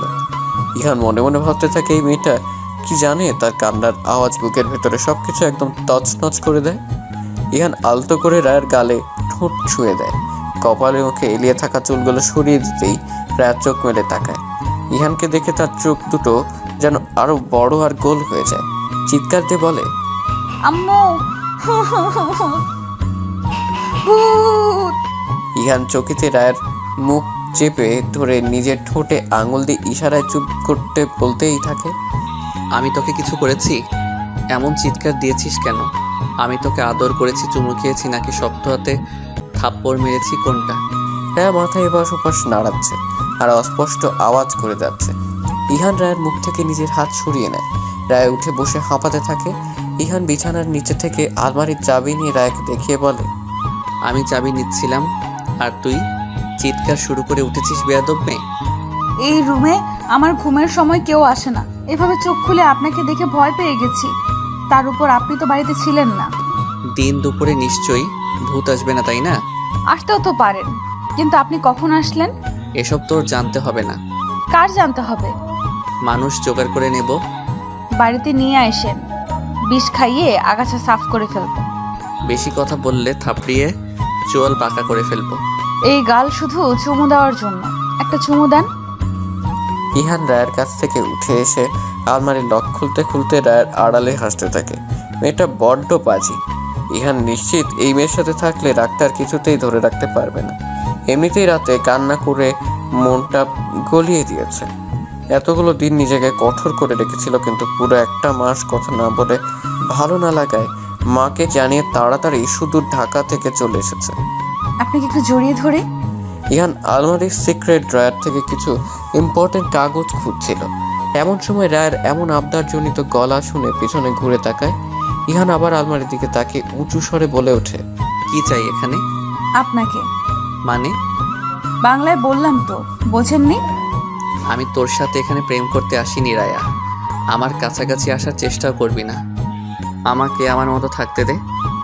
আপনি আমার জন্য বাসায় আসেননি? তোর জন্য কেন আসবো? এখানে আমার প্রয়োজন ছিল বিধায় এসেছি। আমি জানি আপনি আমার জন্যই এসেছেন। চরিত্রহীন কোনো মেয়ের জায়গা নেই আমার জীবনে। ইহানের কথায় চোখ ঘোলাটে হয়ে যায় রায়া। বুকের মধ্যে অদ্ভুত ব্যথা শুরু হয়, চারপাশ অন্ধকার হয়ে আসতে শুরু করে। একটা মানুষ যখন সবকিছু থেকে নিজেকে সরিয়ে নেবে, একটা মানুষের জন্য, শুধুমাত্র একটা মানুষের জন্য নিজেকে তার দিকে এগিয়ে দিবে, সেই মানুষটাই বোধহয় ছেড়ে যাওয়ার সাহস দেখায়। অপ্রিয় থেকে প্রিয়, আবার প্রিয় থেকে অচেনা হওয়ার পথ বুঝি এমনই হয়। রায়ের চোখ টলমল করছিল। রায়ের কোনো সারা শব্দ না পেয়ে ইহান পেছনে ফিরে তাকায়। রায়া চোখের পলক ফেলতেই 2 ফোঁটা পানি গাল বেয়ে গড়িয়ে পড়ে। রায়া ইহানের দিকে অনিমেষ তাকিয়ে আছে, ভারী গলায় বলে ওঠে, সবকিছু এভাবে শেষ হয়ে যাবে? সত্যি সত্যি? আপনি আমার সাথে এমন করলে আমার বেঁচে থাকার শেষ আশাটুকুতেও যে সলতেহীন মোমবাতির আলোর মতো নিভে যাবে। রায়া প্লিজ, আমার এসব আর শুনতে ইচ্ছা করছে না। মানুষ তো ফাঁসির আসামিকেও ভালোবাসে, তার জন্য কষ্ট হয়। আমার জন্য আপনার একটুও কষ্ট হয় না, আর একটুও ভালোবাসেন না? ইহান কোনো জবাব দেয় না। নিজের প্রয়োজনীয় কাগজগুলো নিয়ে বিছানার ওপর চলে যায়। রায়া কিছুক্ষণ স্থির থেকে সেখান থেকে বাইরে চলে যায়। রায়া চলে যেতে ইহান দৌড়ে এসে দরজায় উকি দিয়ে দেখে রায়া চোখ মুখ মুছতে মুছতে রান্নাঘরের দিকে যাচ্ছে। নিজের 2 কোমরে 2 হাত দিয়ে একটা দীর্ঘশ্বাস ফেলেছে। মনে মনে ভাবতে থাকে, এভাবে আর কতক্ষণ? নিজের প্রিয় মানুষ, ভালোবাসার মানুষ একটু ভালোবাসা পাওয়ার জন্য এত হাজারি করছে, আর সে কিনা প্রতিশোধ নিচ্ছে। রায়া তো রাতে ঠিকই বলেছিল, সে অন্যায়ের কথা ভেবেছিল ঠিকই, কিন্তু আসল কাহিনী বুঝতে পেরে পিছিয়ে এসেছিল তো। ইহান বিড়বিড়িয়ে বলে ওঠে, এই মেয়ের থেকে কি আর দূরে থাকা সম্ভব হবে? বুকে জড়িয়ে নেওয়ার জন্য বুকটা তো আনচান করছে। মরুভূমিতে 1 ফোঁটা পানির জন্য মানুষ যেমন তৃষ্ণার্ত থাকে, আমিও তেমন রায়া নামক পিপাসায় কাতর হয়ে আছি। রায়া রান্নাঘরে গিয়ে ইরিনা বেগমকে উদ্দেশ্য করে বলে ওঠে, আপনার ছেলে আমাকে সত্যি আর ভালোবাসে না বড় মা। আমি কি করব এখন? ইরিনা বেগম হাতের চামচটা ধুয়ে রাখতে রাখতে বললেন,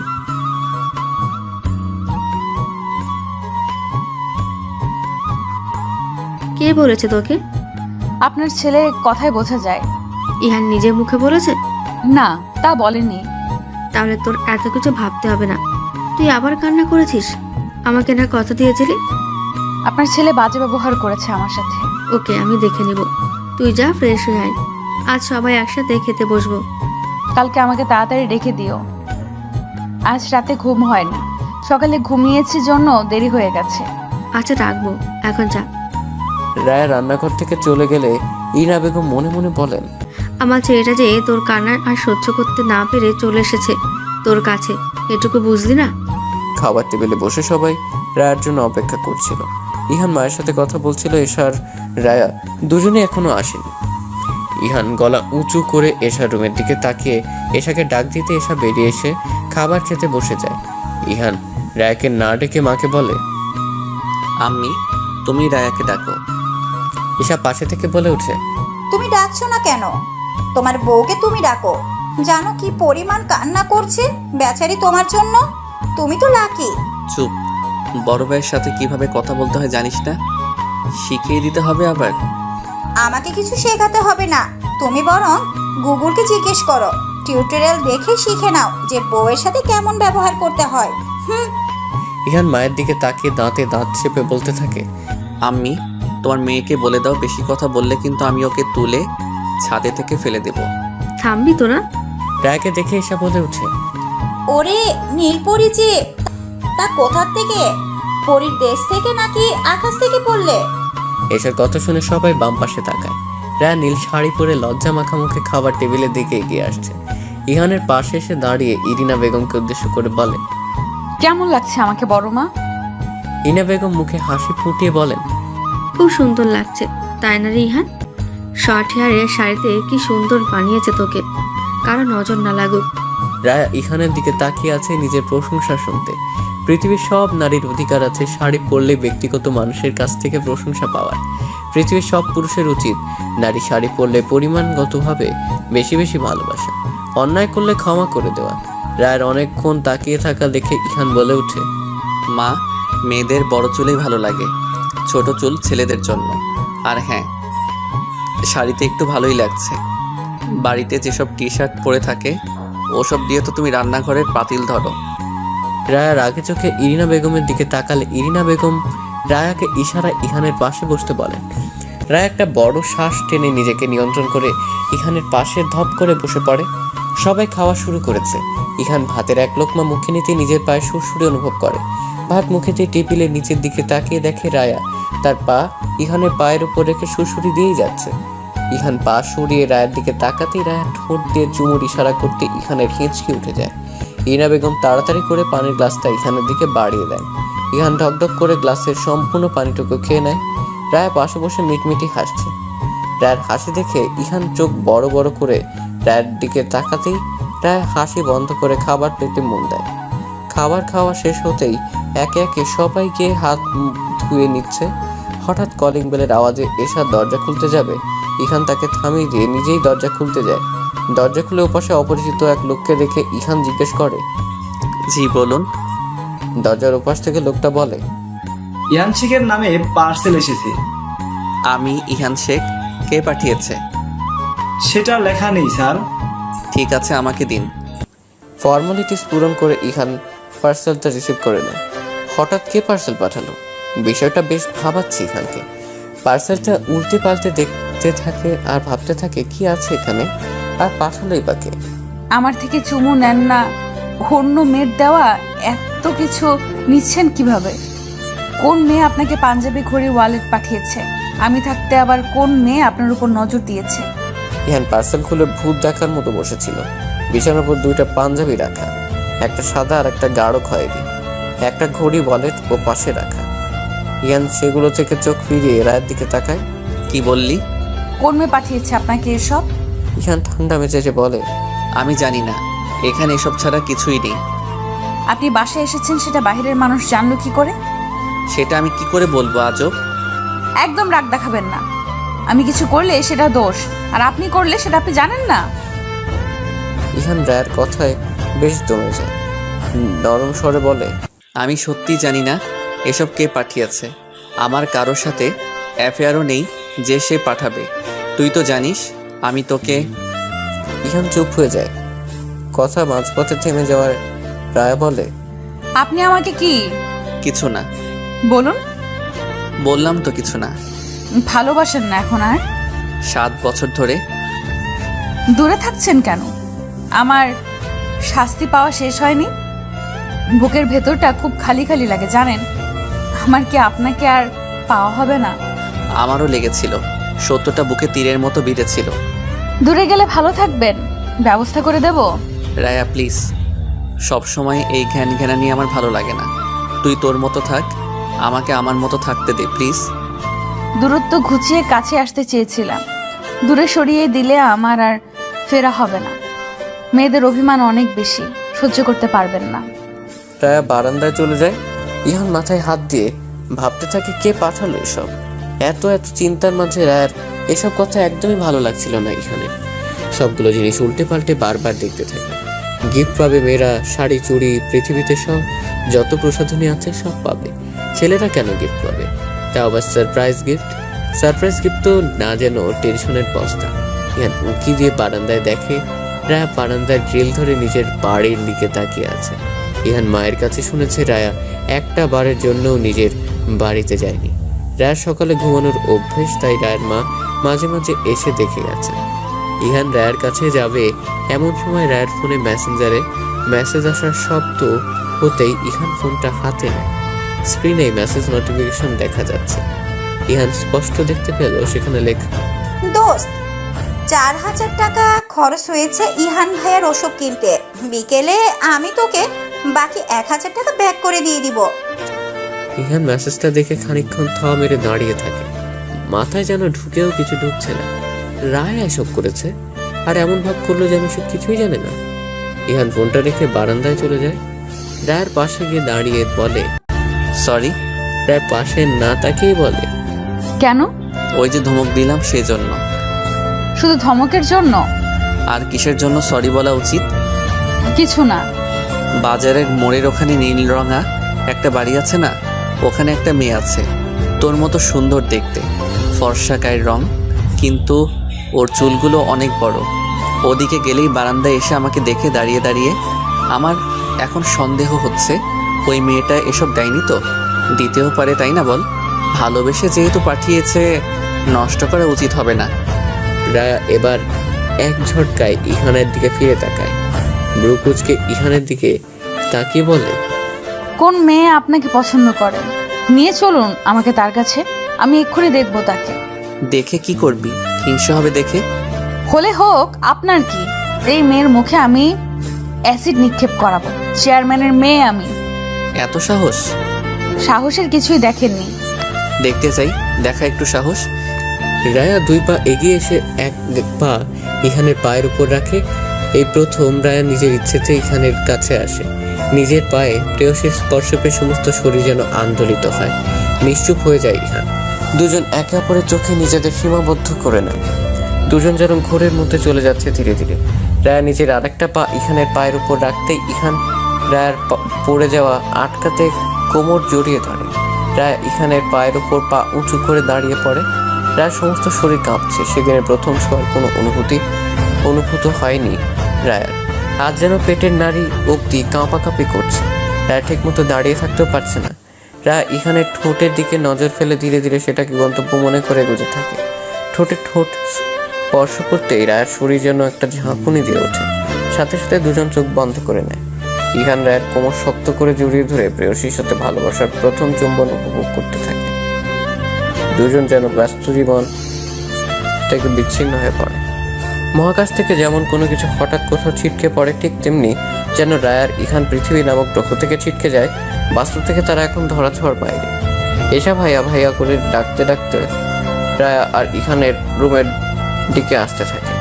এশার গলা স্পষ্ট হতেই রায়া আর ইহান দুজনই নিমিষেই দুজনকে ছেড়ে বারান্দায় 2 প্রান্তে চলে যায়। রায়া এক প্রকার ইহানের দিকে তাকাতেই দেখে ইহান অবাক চোখে তার দিকে তাকিয়ে আছে। রায়া লজ্জায় মাথা নিচু করে নেয়।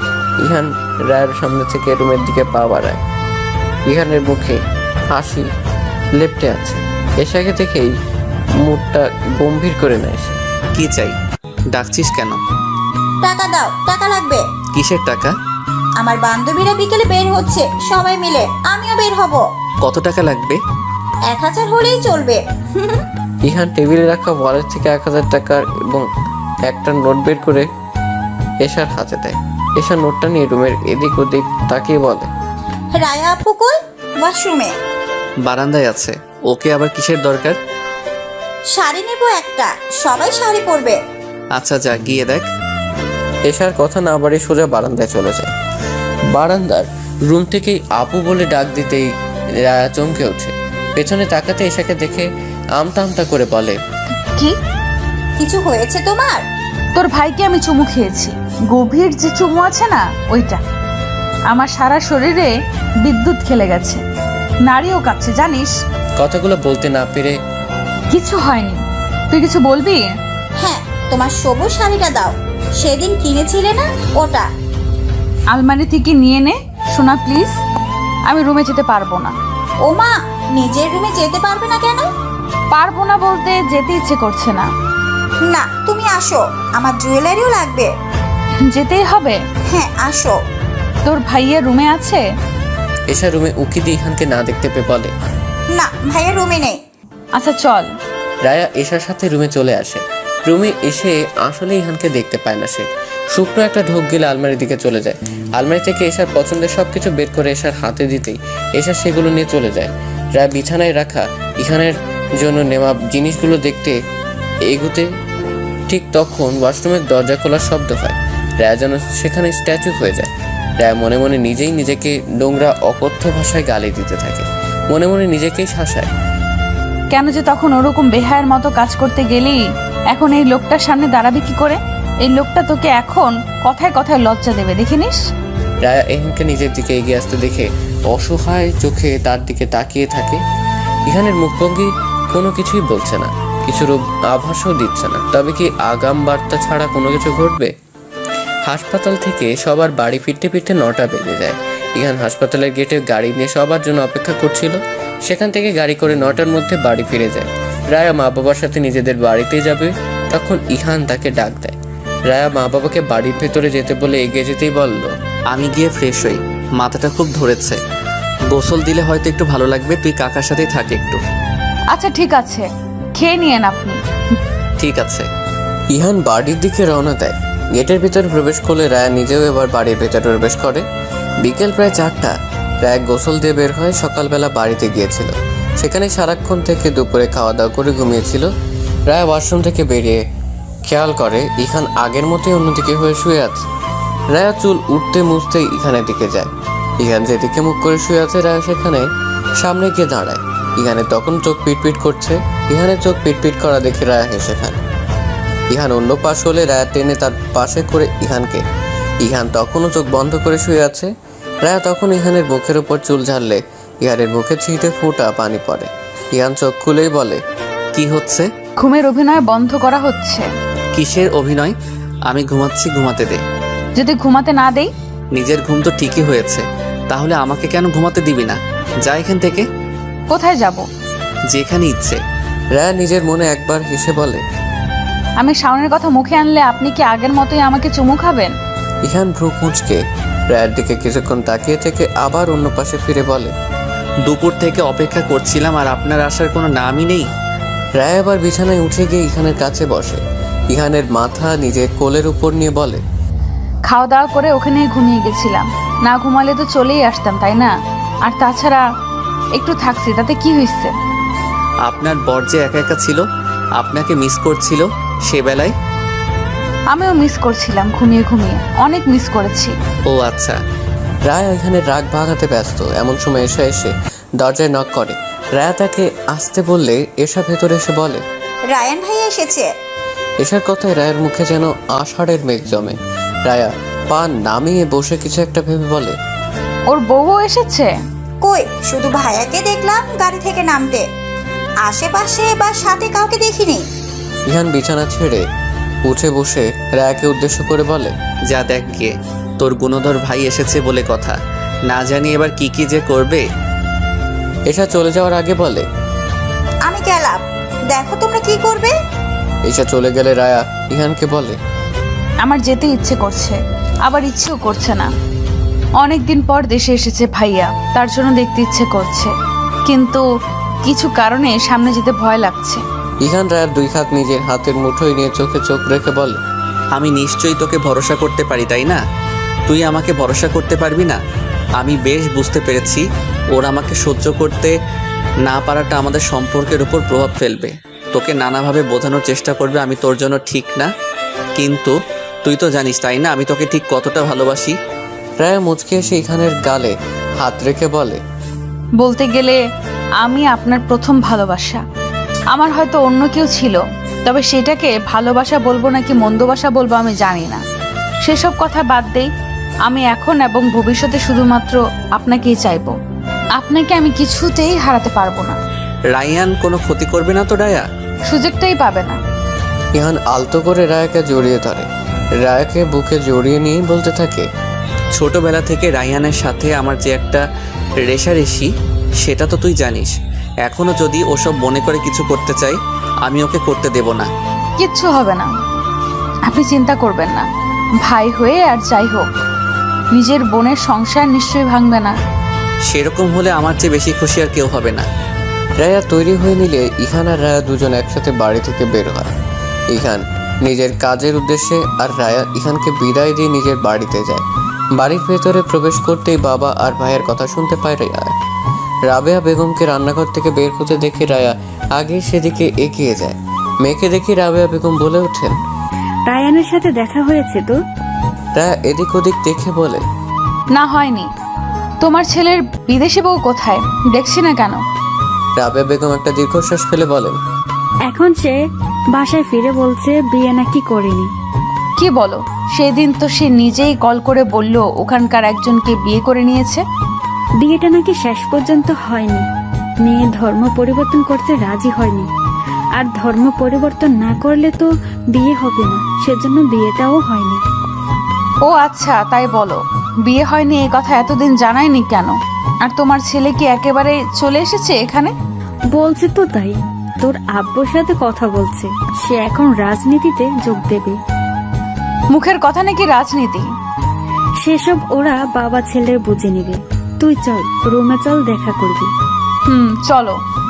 রাবেয়া বেগমের পিছে পিছে রায়া নিজেও রুমে প্রবেশ করে। রায়াকে দেখেই রায়ানের মুখে হাসি ফুটে যায়। বসা থেকে উঠে গিয়ে বোনকে জড়িয়ে ধরে। খানিকক্ষণ পর রায়াকে ছেড়ে বলে,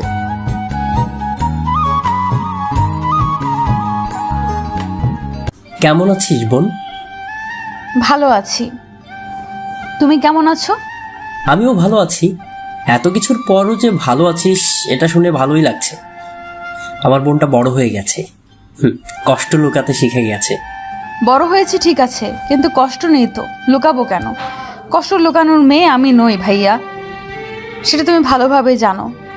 আমি এখন এসে গেছি না, আমার বোনের আর কোনো কষ্ট থাকতে দেব না।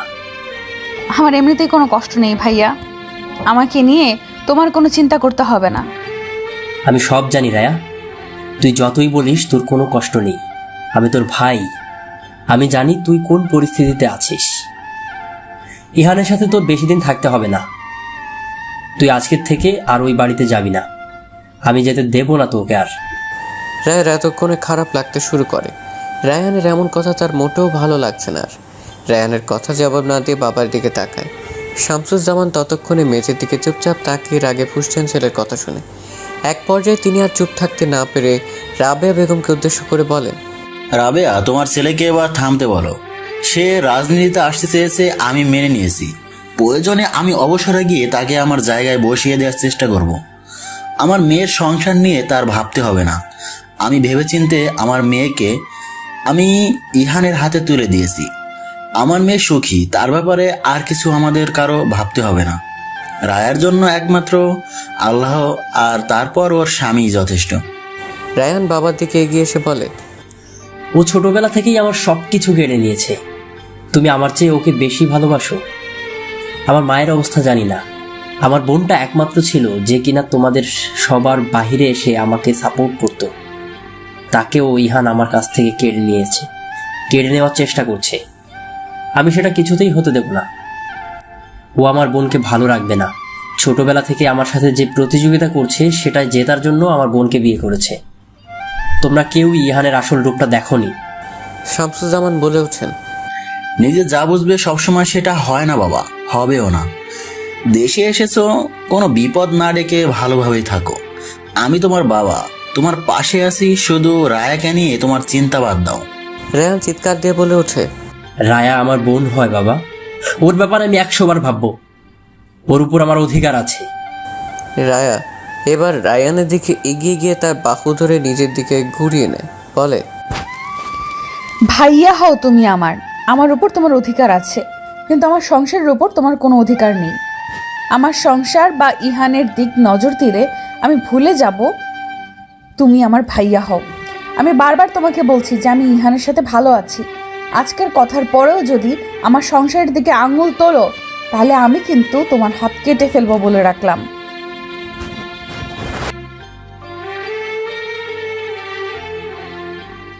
আমার আর ইহানের মধ্যে যে কোনো একজনকে বেছে নিতে হবে।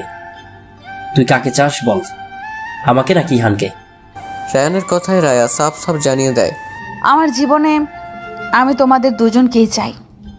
এখানে ফয়সালা তোমার হাতে। তুমি আমার জীবনে থাকতে চাও কি না? আমি তোমাদের কাউকেই ছাড়তে চাই না।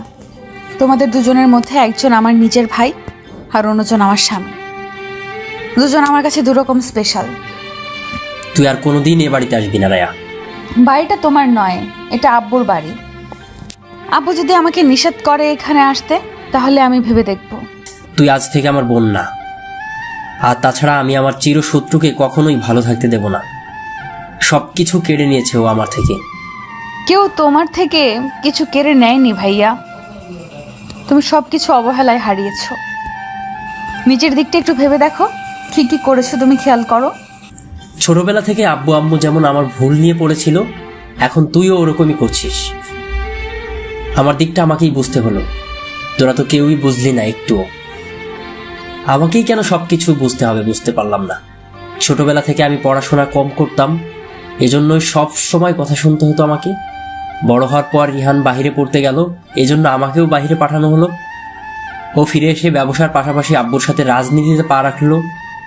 আব্বু ওকেই বেশি ভালোবাসতে শুরু করলো। সব দিক থেকে আমিই পিছিয়ে গেছি, এমনকি ভালোবাসার দিক থেকেও। রাবেয়া বেগম এতক্ষণ চুপ করে থাকলে আর চুপ থাকতে পারে না। ছেলেটা যে তার নিজের ছেলে, যেমনই হোক সে তার গর্ভে ধারণ করা। রাবেয়া বেগম রায়ানের কাছে গিয়ে বলেন, অনেক তো হলো, এবার থাম বাবা। দেখ, তুই ইহানকে যেমন ভাবিস ছেলেটা সেরকম না। আমি জানি আমার ছেলে কোনো ভুল করবে না।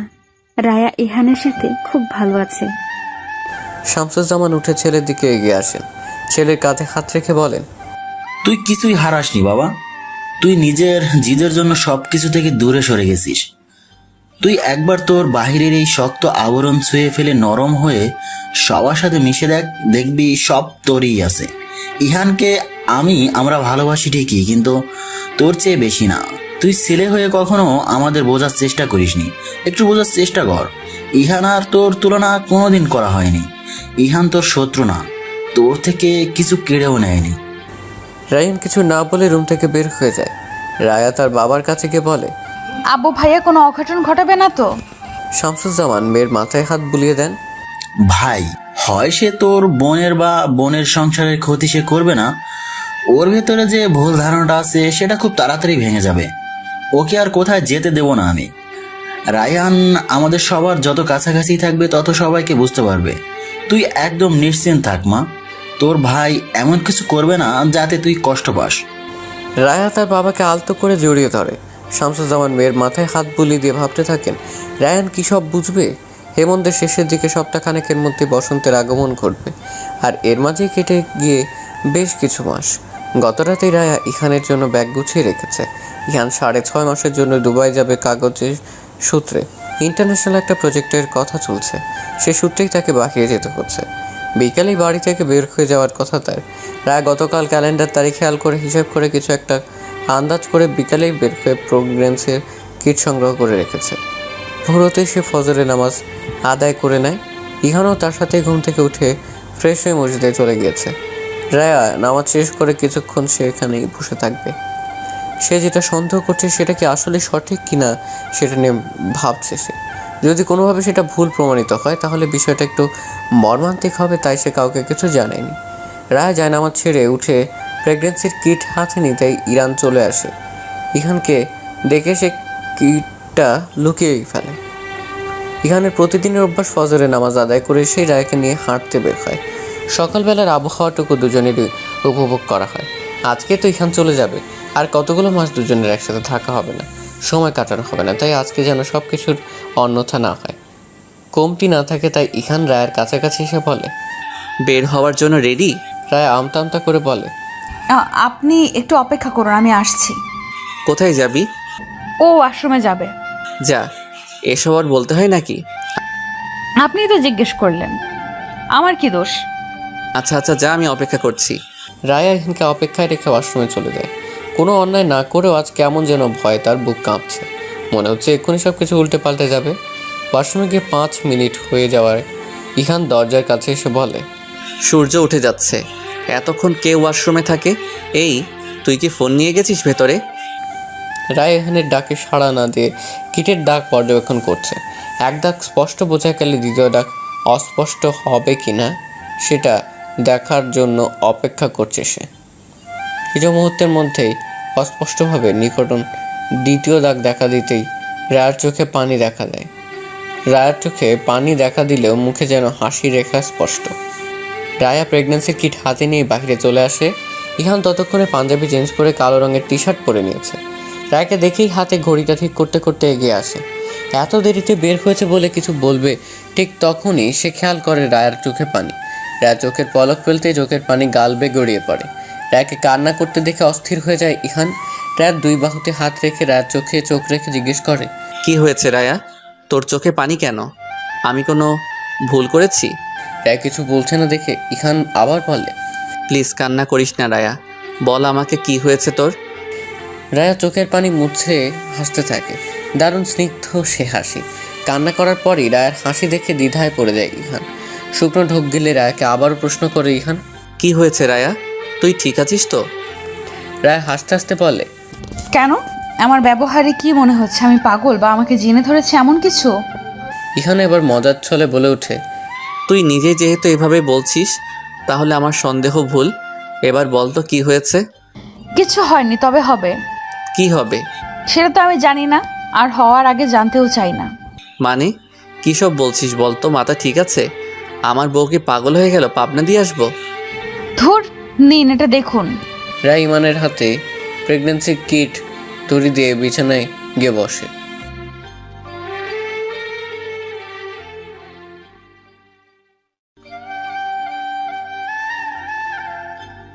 আমার বউ মা হবে? বায়া ভ্রু কুচকে বলে, অন্য পুরুষ হলে বলে উঠতো আমি বাবা হতে চলেছি, আর আপনি? ইহান নিজেকে এবার নিয়ন্ত্রণ করতে না পেরে দৌড়ে গিয়ে জড়িয়ে ধরে। আজ তার অসম্ভব আন্দোলনের দিন। এই দিনটা হয়তো নারীর সাথে পুরুষকেও আনন্দ দেয়। নারী যেমন প্রথমবারের মতো মাতৃত্ব কি সেটা বুঝতে পারে, ঠিক তেমন বাবার দায়িত্বটা কি সে সম্পর্কেও একটা পুরুষ আন্দাজ করতে পারে। কিছুক্ষণ পর ইহান রায়াকে ছেড়ে দিয়ে সোজা হয়ে দাঁড়ায়। রায়ার হাতে একটা চুমু খেয়ে হাতটা বুকের সাথে ধরে রেখে বলে, এক অন্যরকম খুশি তুই আমাকে আজ দিলি রায়া। আমি বাবা হব, ছোট ছোট আঙ্গুল আমি ছুঁয়ে দেখতে পারবো। তোর পরে সে হবে আমার নিজের মানুষ, আমার আর তোর অংশ। রায়া উপর নিচ মাথা ঝাঁকিয়ে সম্মতি জানায়। এখানে একটা স্বস্তির নিঃশ্বাস ফেলে বলে, তুই এখানে বসে থাক, আমি আম্মিকে খবরটা দিয়ে আসি। কথাটা বলে ইহান মায়ের রুমের দিকে রওনা দিয়ে দেয়। রায়ান খেয়াল করতেই ইহানকে ডেকে বলে, প্রেগনেন্সি কিটটা তো দিয়ে যান, ওটা তো আপনার হাতে। রায় বিছানাতেই বসেছিল। ইরিনা বেগম আর এশা দৌড়ে রুমে চলে আসে। ইনা বেগমকে পেছনে ফেলে রেখে এশা এসে রায়কে জড়িয়ে ধরে। এশা মিষ্টি হেসে বলে, আমি ফুপি হব? আমি তো ভাবতেই পারছি না যে আজকে সকালটা এত ভালো হবে। এশা রায়কে ছেড়ে দিয়ে বলে, তোমরা কথা বলো, আমি বরং তোমাদের বাড়িতে খবর দিয়ে আসি। আজকে এত খুশি খবরে রায়ান ভাই নিশ্চয়ই আর রাগ করে থাকতে পারবে না। ইরিনা বেগম এশাকে বলেন, হ্যাঁ যা, খবরটা দিয়ে আয়, সবাইকে নিয়ে চলে আসবি। এশা রুম থেকে বেরিয়ে যাওয়ার সাথে সাথে ইহান রুমে আসে। ইনা বেগম রায়ের দুই গালে হাত রেখে কপালে একটা চুমু খান। পাশে বসে রায়ের দুই হাত ধরে বলেন, আমি কদিন হলো ভাবছিলাম তোকে বলবো যে অনেকটা সময় তো নিলি, এবার একটা নতুন অতিথি নিয়ে আয়। জানিস তো একটা ছোট্ট প্রাণ পারে সব সমস্যার সমাধান করতে, যা আমরা বড় মানুষগুলো পারি না। এই যে দেখ, রায়ান কারোর সাথে কথা বলে না এতগুলো মাস। এখন যদি শোনে যে সে মামা হবে, তাহলে কি আর রাগ করে থাকতে পারবে? পারবে না। কিন্তু এখন থেকে ধীরে ধীরে রাগটা মোমের মতো গলে যাবে। পাশ থেকে ইহান বলে ওঠে, ছোট থেকে আমি কিছু না করেও কেমন দোষী ওর কাছে। সব ঠিক হয়ে যাবে, তোরা দুজন সমবয়সী, তাই এমন। তিনজনের অনেকক্ষণ ধরে কথাবার্তা চলতে থাকে। এত খুশির মাঝে রায়ের মনটা কেমন করছে। মনে মনে ভাবছে রায়ান কি আসলে ঠিক হবে, মেনে নেবে সব কিছু। রায় বেগম এবং শামসুজ্জামান সাহেব এশার মুখে খুশির সংবাদ শুনতেই তাড়াহুড়ো করে রায়ের কাছে চলে যায়। এসা গিয়ে রায়ানের রুমের দরজায় নক করে। রায়ান তখনও ঘুমে। বারবার দরজায় নক করার শব্দে রায়ানের ঘুম ভেঙে যায়। ঘুম জড়ানো চোখ ডলতে ডলতে দরজায় খুলে দেখে এশা দাঁড়িয়ে। মেয়েটার মুখে হাসি লেগে আছে। রায়ান বিরক্ত স্বরে বলে ওঠে, কি চাই এখানে? সকাল সকাল সূর্য না উঠতেই ডাকছিস কেন এভাবে?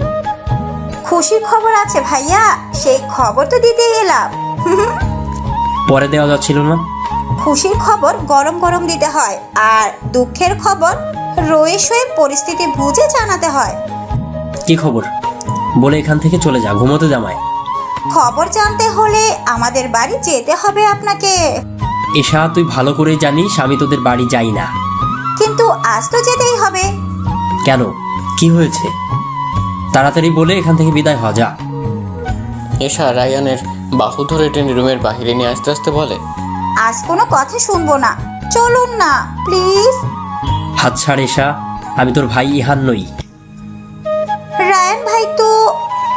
ছাড় এসা। এশা রায়ানের হাত ছেড়ে বলে, যাবেন না আপনি? আপনার আব্বু আম্মু কিন্তু আমাদের বাসায় চলে গেছে। হয়েছেটা কি? বুঝতে পারছেন না? কি বুঝবো?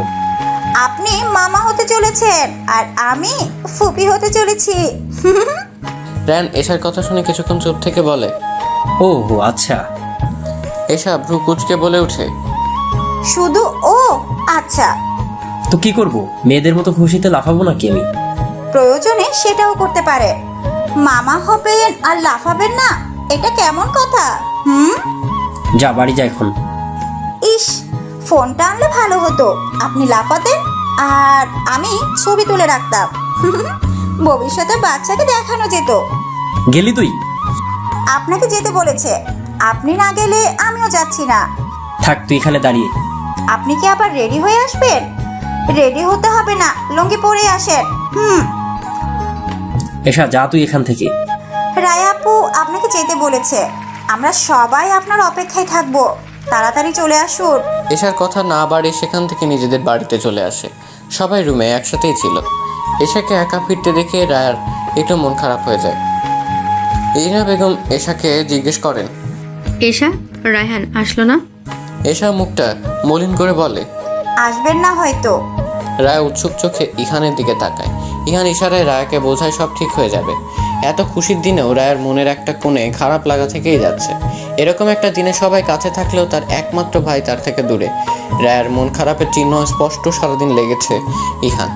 দুপুরবেলা কাজের জন্য যেখানে যাওয়ার কথা ছিল সেখানে কল দিয়েছিল সময় পেছানো যায় কিনা সেটা জানতে। সেখান থেকে জানিয়েছে ইহান আগামী মাসে যে ট্রেনিংয়ে জয়েন করতে চেয়েছিল সেটা এই সপ্তাহে জয়েন করতে পারলে 1.5 মাসের মধ্যে কাজ সম্পর্কে সব জানা কমপ্লিট হয়ে যাবে। এমনকি সে ওখান থেকেই কাজ পেয়ে যাবে। রায়কে এই অবস্থায় রেখে যেতে মন চাইছে না ইহানের। তার এই কাজের জন্য সংসার চলবে না এমন কিছু নয়, এক্সট্রা সুযোগ পেয়েছিল সে নিজের কোম্পানিটা দাঁড় করানো। শুরুর দিকে খুব একটা খারাপ চলছে না। ইহান সিদ্ধান্তহীনতায় ভুগলেই সে 2 রাকাত নামাজ পড়ে নেয় যেন সঠিক সিদ্ধান্ত নিতে কোনো সহায়তা পেতে পারে। রায় ইরিনা বেগমের রুমে বসে গন্ধ করছিল। ইহান নামাজ আদায় করে জায়নামাজে বসে বসে ভাবছে কি করবে। রায়ের পাশে থাকবে নাকি ক্যারিয়ারের চিন্তা করবে সে। বেশ কিছুক্ষণ কেটে যায়। বাহিরে যাওয়ার ব্যাপারে কিছুতেই মন টানছে না তার। প্রেগনেন্সি অবস্থায় একটা মেয়ের সব থেকে বেশি প্রয়োজন তার স্বামীকে, আর এই সময়টাই সে যদি দূরে থাকে তাহলে সে নিজেকে খাওয়া করতে পারবে না বলে ভাবতে থাকে ইহান। সফলতা দেরিতে আসুক, আগে নিজের মানুষকে ভালো রাখবে বলে সিদ্ধান্ত নেয় ইহান। অতপর এই খুশির দিনে সে রায়ার চোখে পানি দেখবে না বলে ঠিক করে ইহান। জায়নামাজ থেকে উঠে সেটা ভাঁজ করে রাখার সময় ইরিনা বেগম রুমে প্রবেশ করেন। ইহানকে উদ্দেশ্য করে বলেন, তুই কি বাইরে যাচ্ছিস? মায়ের গলা শুনে ইহান পেছনে ফিরে তাকায়। মাথার টুপিটা টেবিলে রাখতে রাখতে বলে, এখন কি যাওয়া উচিত হবে মা? এখন তো চলছেই, ভালোই চলছে। গেলে ভালো হতো, তবে না গেলেও কোনো ক্ষতি হবে না। রায়ার এমন অবস্থায় ওকে ছেড়ে থাকা বোধহয় উচিত হবে না। আমিও সেটাই ভাবছিলাম, না গেলেও যদি চলে তাহলে থেকে যা, জীবনে অনেক সফলতা আসবে ইনশাল্লাহ। মেয়েটার এই অবস্থায় আসলে তোর দূরে থাকা ঠিক হবে না, কারণ আমরা মা শাশুড়ি যতই থাকি না কেন, স্বামী হচ্ছে সবচেয়ে বেশি আপন মানুষ। ইরিনা বেগম থেমে আবার বলে, মেয়েটা এই ভালো একটা দিনেও কেমন মন মরা হয়ে আছে।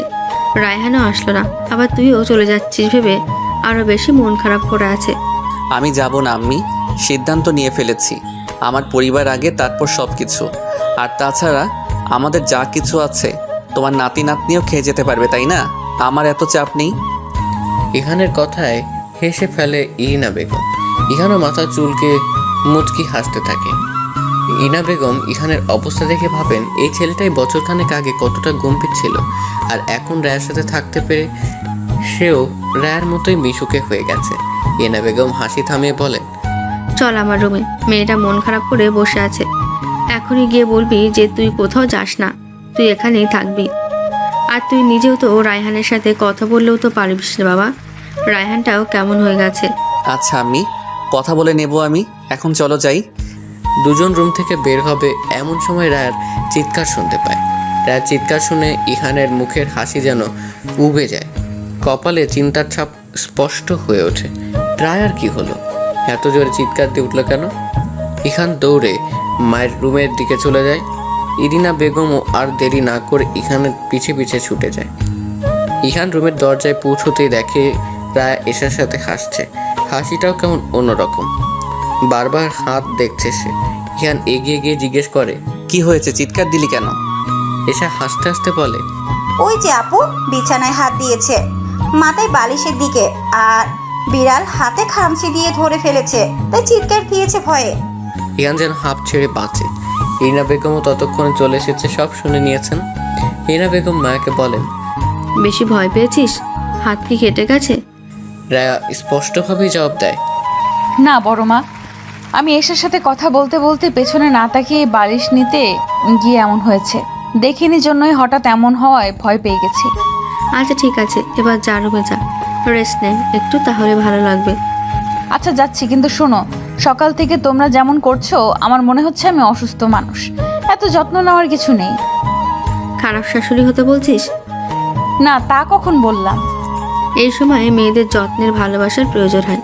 এখন যা রুমে যা, তোর এসব যেহেতু ভালো লাগছে না, তাহলে তোর জন্য দজ্জাল শাশুড়ি হওয়াটাই উচিত। আমার ভালো শাশুড়িই লাগবে। শ্বশুর তো বেঁচে নেই যে শাশুড়ি খারাপ হলে শ্বশুরকে আরেকটা বিয়ে দিয়ে দিব। ইহান, রায়কে নিয়ে যাবি তুই? রায়া হাসতে হাসতে রুম থেকে বেরিয়ে যায়। ইহানও রায়ার পিছু পিছু রুমে চলে যায়। রায়া সামনে রাখা চেয়ারটায় বসে। আশেপাশে তাকে ইহানের ব্যাগপত্র না দেখে জিজ্ঞেস করে, আপনার ব্যাগপত্র কোথায়? বের হবেন কখন? ইহান রায়ের দিকে এগিয়ে এসে মেঝেতে বসে রায়ের কোলে মাথা রেখে বললে, বউকে ছেড়ে কোথাও যাব না। রায়া অবাক হয়ে জিজ্ঞেস করে, কি বলছেন? যাবেন না মানে? যাব না মানে যাব না। কিন্তু কেন? বাহিরে গেলে অনেকটা সময় ওখানে থাকতে হবে, যেটা আমি একদমই চাই না। সত্যিই যাবেন না নাকি আমার সাথে মজা করছেন? আমি আমার বাচ্চার মাকে রেখে কোথাও যাচ্ছি না। আমি তোর এই অবস্থায় তোর পাশে থাকতে চাই রায়া। তুই যেন একাকিত্ব কি সেটা বুঝতে না পারিস, তার জন্য আমি সব সময় তোর কাছে থাকবো। পৃথিবীর সব পুরুষ কি তার ব্যক্তিগত নারীর প্রতি এত যত্নশীল? সেটা জানি না, কিন্তু তোর ব্যক্তিগত পুরুষ খুব ভালোবাসতে জানে। এই ভালোবাসা সারা জীবন আমার জন্যই রেখে দিয়েন। এই ভালোবাসার ভাগ কাউকে দিয়েন না কখনো। ভালোবাসা এক একজনের জন্য এক এক রকম। তোর জন্য যে ভালোবাসা সেটা শুধু তোর জন্যই। ভালোবাসি আপনাকে, আপনার চেয়েও বেশি। ইহান মুচকি এসে রায়াকে আবারও জড়িয়ে ধরে তার সাথে একদম মিশে যায়। রায়া ইহানের মাথায় হাত বুলিয়ে দিতে থাকে। ইহান সন্ধ্যার পর রায়াকে নিয়ে একটু বেরিয়েছে রায়ার মনটা ভালো রাখতে। অনেকগুলো দিন দুজনে একসাথে বের হওয়া হয় না। প্রেগনেন্সি খবর শুনে কেউ রাজিই হতে চায় গাড়িতে চড়তে দিতে, তাই দুজন হাঁটতে বের হয়েছে। হেঁটে হেঁটেই সামনের মাঠটায় এসে বসে। চারপাশ অন্ধকার হয়ে গেছে, ল্যাম্পপোস্টের আলো জ্বলছে। রায়া আর ইহান বসে বসে গল্প করছিল। এমন সময় মাঠের পাশের স্টলে কারো তর্ক বিতর্ক শোনা যায়। কিছুক্ষণের মধ্যে মারামারি হাতাহাতি শুরু হয়ে যায়, মানুষ জমতে শুরু করছে। ইহান আর রায়া সেদিকেই রু করেছে। স্টলে মানুষগুলো গলার আওয়াজ বাড়তে থাকে। রায়া হঠাৎ করে চিৎকার করে বলে ওঠে, ভাইয়া। ইহানও রায়ার হাত ধরে তাকে শান্ত করার চেষ্টা করে বলে, কি হয়েছে রায়া? ভাইয়া ওখানে আছে, ভাইয়ার গলা শুনেছি আমি। রায়ান? হ্যাঁ, আমার ভাইয়া, প্লিজ গিয়ে দেখুন না। তুই নিশ্চিত রায়ানের গলা শুনেছিস? আমি আমার ভাইয়ার গলা চিনবো না? তোকে একা রেখে আমি যাব কিভাবে? আপনি প্লিজ আমার ভাইয়াকে দেখুন। আমি এসেকে কল দিয়ে এখানে আসতে বলেছি, 2-4 মিনিটেই চলে আসবে। আমার সাথে আয়, আমি গাড়িতে তুলে দেই। বাসার সামনে গিয়ে নেমে বাড়িতে ঢুকে আমাকে কল দিবি। ঠিক আছে। ইহান তাড়াতাড়ি করে রায়াকে একটা রিকশায় তুলে দেয়। রিকশাওয়ালাকে ধীরে ধীরে যেতে বলে, ভাড়াটা দিয়ে দেয়। রিকশা চলতে শুরু করলে ইহান এবার স্টলের দিকে দৌড় দেয়। ইহান স্টলে পৌঁছেই দেখে দুজনের মধ্যে মারামারি হচ্ছে। দুটোই তার পরিচিত মুখ। তাদের মধ্যে একজন হচ্ছে রায়ান আর আরেকজন শাওন। রায়ান শাওনের কাছে পরাজিত হচ্ছে দেখে দুজনকে ছাড়িয়ে নিতে এগিয়ে যায়। ওখানে অনেকেই দাঁড়িয়ে আছে, কেউ দুজনকে ছাড়ানোর চেষ্টা করছে, কেউ দাঁড়িয়ে দাঁড়িয়ে দেখছে, আবার কেউ ভিডিও করছে। ইহান এগিয়ে এসে শাওনকে ধাক্কা দিয়ে সরিয়ে দেয়। আশপাশের কয়েকজন ইহানকে দেখে সরে দাঁড়ায়। ইহান একটা জোরে শ্বাস ফেলে চোয়াল শক্ত করে জিজ্ঞেস করে, কি হচ্ছে এখানে? রায়ান এবার প্রথম ইহানের সাথে কথা বলে। বাহু দিয়ে কপালে ঘাম মুছে বলে, এই কুত্তার বাচ্চা আমার বোনকে নোংরা কথা বলছে, ওর বাঁচার অধিকার নেই। ইহান এবার নিজেকে নিয়ন্ত্রণ করতে পারে না।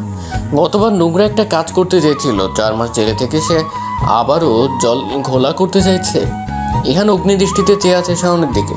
শাওন বাঁকা হাসি দিয়ে বলে, কি এভাবে তাকিয়ে আছিস কেন? এখন কি তুই আমাকে মারতে আসবি? আমার এক্স প্রেমিকার ভাইয়ের মতো আবার মার খাইতে আসিস না। ইহান দাঁতে দাঁত চেপে বলে। কি বলেছিস তুই আমার বউকে নিয়ে?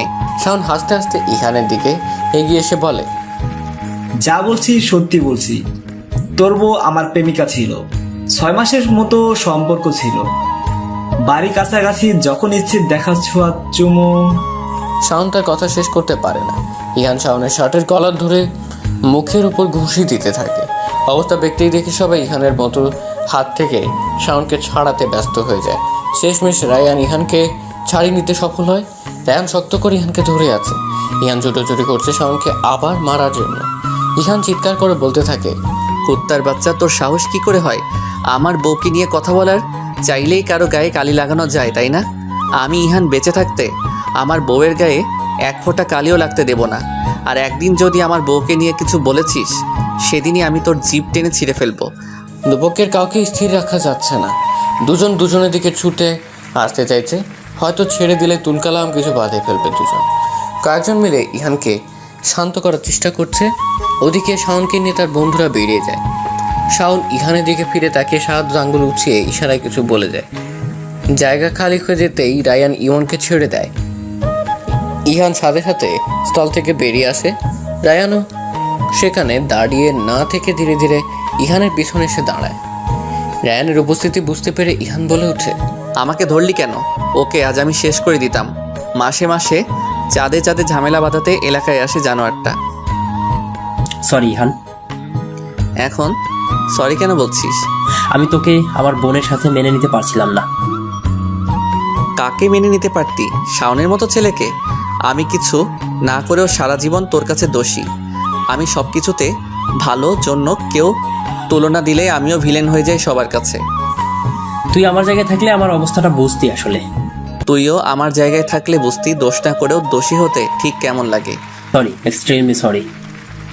ইহান এবার রায়ানের দিকে ফিরে দুই হাত দিয়ে রায়ানের বুকে হাত দিয়ে বলে ওঠো, কিসের সরি? হ্যাঁ, তোর এসব বালের সরি আমি চেয়েছি? এখন কেন সরি বলছিস? দেশে আসার পর যে এতগুলো মাস চলে গেল, আমার সাথে একদিন দেখা করেছিস? রায়ার সাথে সেদিনের ঝামেলার পর কথা বলেছিস? ওর চোখের পানি দেখেছিস তুই? ও সব কিছু পেলেও ভাইয়ের দূরত্ব সহ্য করতে না পেরে মন খারাপ করে থাকে। সেই খবর রেখেছিস তুই? বাড়িতে নতুন একটা প্রাণ আসছে শুনেও একদিন এসেছিস আমাদের বাড়িতে? এত কিছুর জন্য ক্ষমা পাবি ভেবেছিস? কখনো না, নেভার এভার। রায়ান ঝড়ের গতিতে এসে ইহানকে জড়িয়ে ধরে। ইহান থেমে যায়। গলা দিয়ে তার আর কোনো শব্দ বেরোচ্ছে না। সে ছোটবেলায় দুজন কাঁধে কাঁধ মিলিয়ে দুজন চলাফেরা করেছে। এরপর ছোট বিষয়ে দূরত্ব বাড়তে বাড়তে দুজনের দেখা হওয়াটাও বন্ধ হয়ে যায়। রায়ানের মনে জন্ম নেয় ইহানের প্রতি চরম ক্ষোভ। আর এরপর দুজন দুজনের থেকে শত শত মাইল দূরে মনের দূরত্ব বেড়েছিল অনেক। ইহান রায়ানকে ছাড়ানোর চেষ্টা করছে, কিন্তু রায়ান কিছুতেই ছাড়ছে না। এতগুলো বছর পর ভাই ভাইকে জড়িয়ে ধরে আর ছাড়তে পারছে না। এতগুলো বছরের ক্ষোভ রাগ আজ মিটিয়ে নিচ্ছে। রায়ান ছাড়ছে না দেখে ইহানও এবার রায়ানকে জড়িয়ে ধরে দুজনের চোখ টলমল করছে। পুরুষদের তো কাঁদতে নেই, পুরুষদের হতে হয় লোহার ন্যায় কঠোর। এরকম পর রায়ান ইহানকে ছেড়ে দিয়ে বলে, আমি এতদিন ভুল ছিলাম। আমার বোনের জন্য তুই একদম পারফেক্ট। আমার বোনটাকে ভালো রাখিস। যদি কখনো ওকে কাঁদাস তাহলে কিন্তু আমি তোর জান নিয়ে নেবো একেবারে ইহান। রায়ান আর ইহান দুজন অতীতে সবকিছু ভুলে মাঠে বসে গল্প করছে। দুনিয়ার সবকিছু যেন এতদিন পর দুজন ভুলতে বসেছে। রায়ান বিদেশে কীভাবে সময় কাটিয়েছে, পড়াশোনা সবকিছু ইহানকে বলতে থাকে। ইহানও রায়ানকে তার সবকিছু জানায়, বিদেশ থেকে ফিরে কিভাবে রাজনীতি এসেছে আবার মাথায়। কথা ভেবে এসব ছেড়ে ব্যবসার কাজে ইহানের হঠাৎ মনে পড়ে রায়াকে রিকশায় তুলে দিয়ে সে বলেছিল বাসায় পৌঁছে কল দিতে, কিন্তু প্রায় আধা ঘন্টার বেশি হয়ে গেছে রায়া কল দেয়নি। ইহান সাথে সাথে রায়াকে কল দেয়, কিন্তু কল রিসিভ হয় না। ইহানকে চিন্তিত দেখে রায়ান বলে, কি হয়েছে, এমন করছিস কেন? রায়া কল রিসিভ করছে না। বাসায় হয়তো ব্যস্ত আছে। না, আমি আর রায়া বেরিয়েছিলাম একটু, আর তখনই তোদের ঝামেলা লাগে। রায়াকে রিকশায় তুলে দিয়ে বলে গিয়েছিলাম বাড়ি পৌঁছে কল দিতে। ও আমাকে এখনো কোনো কল দেয়নি, এমনকি কল রিসিভও করছে না। হয়তো বা। আমার চিন্তা হচ্ছে, চারপাশে শত্রুর তো অভাব নেই, তাই না? ওপরে আল্লাহ আছে, তারপর ওর বাবা ভাই স্বামী আছে, কেউ ওর কোনো ক্ষতি করতে পারবে না। চলো বাসায় যাই। এখনই? হ্যাঁ, এখানে আমার মন টিকছে না।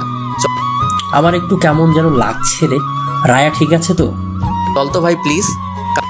ইহান আর রায়ান দুজনেই বসা থেকে উঠে দাঁড়ায়। দুজনে বাড়ির উদ্দেশ্যে হাঁটতে শুরু করে।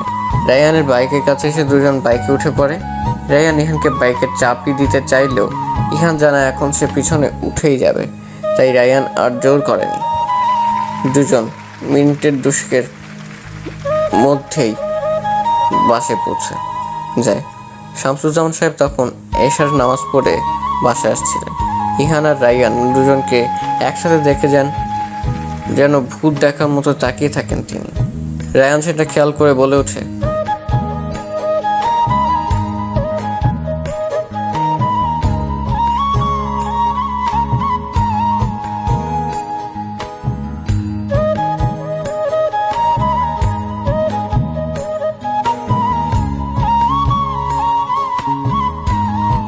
কি হয়েছে আব্বু, ভূত দেখেছো নাকি? শামসুজ্জামান ধীরে বলে ওঠেন, ভূত দেখার চেয়েও ভয়ঙ্কর জিনিস দেখেছি। কি? ইহান আর রায়ান একসাথে। এখন ভালো লাগছে?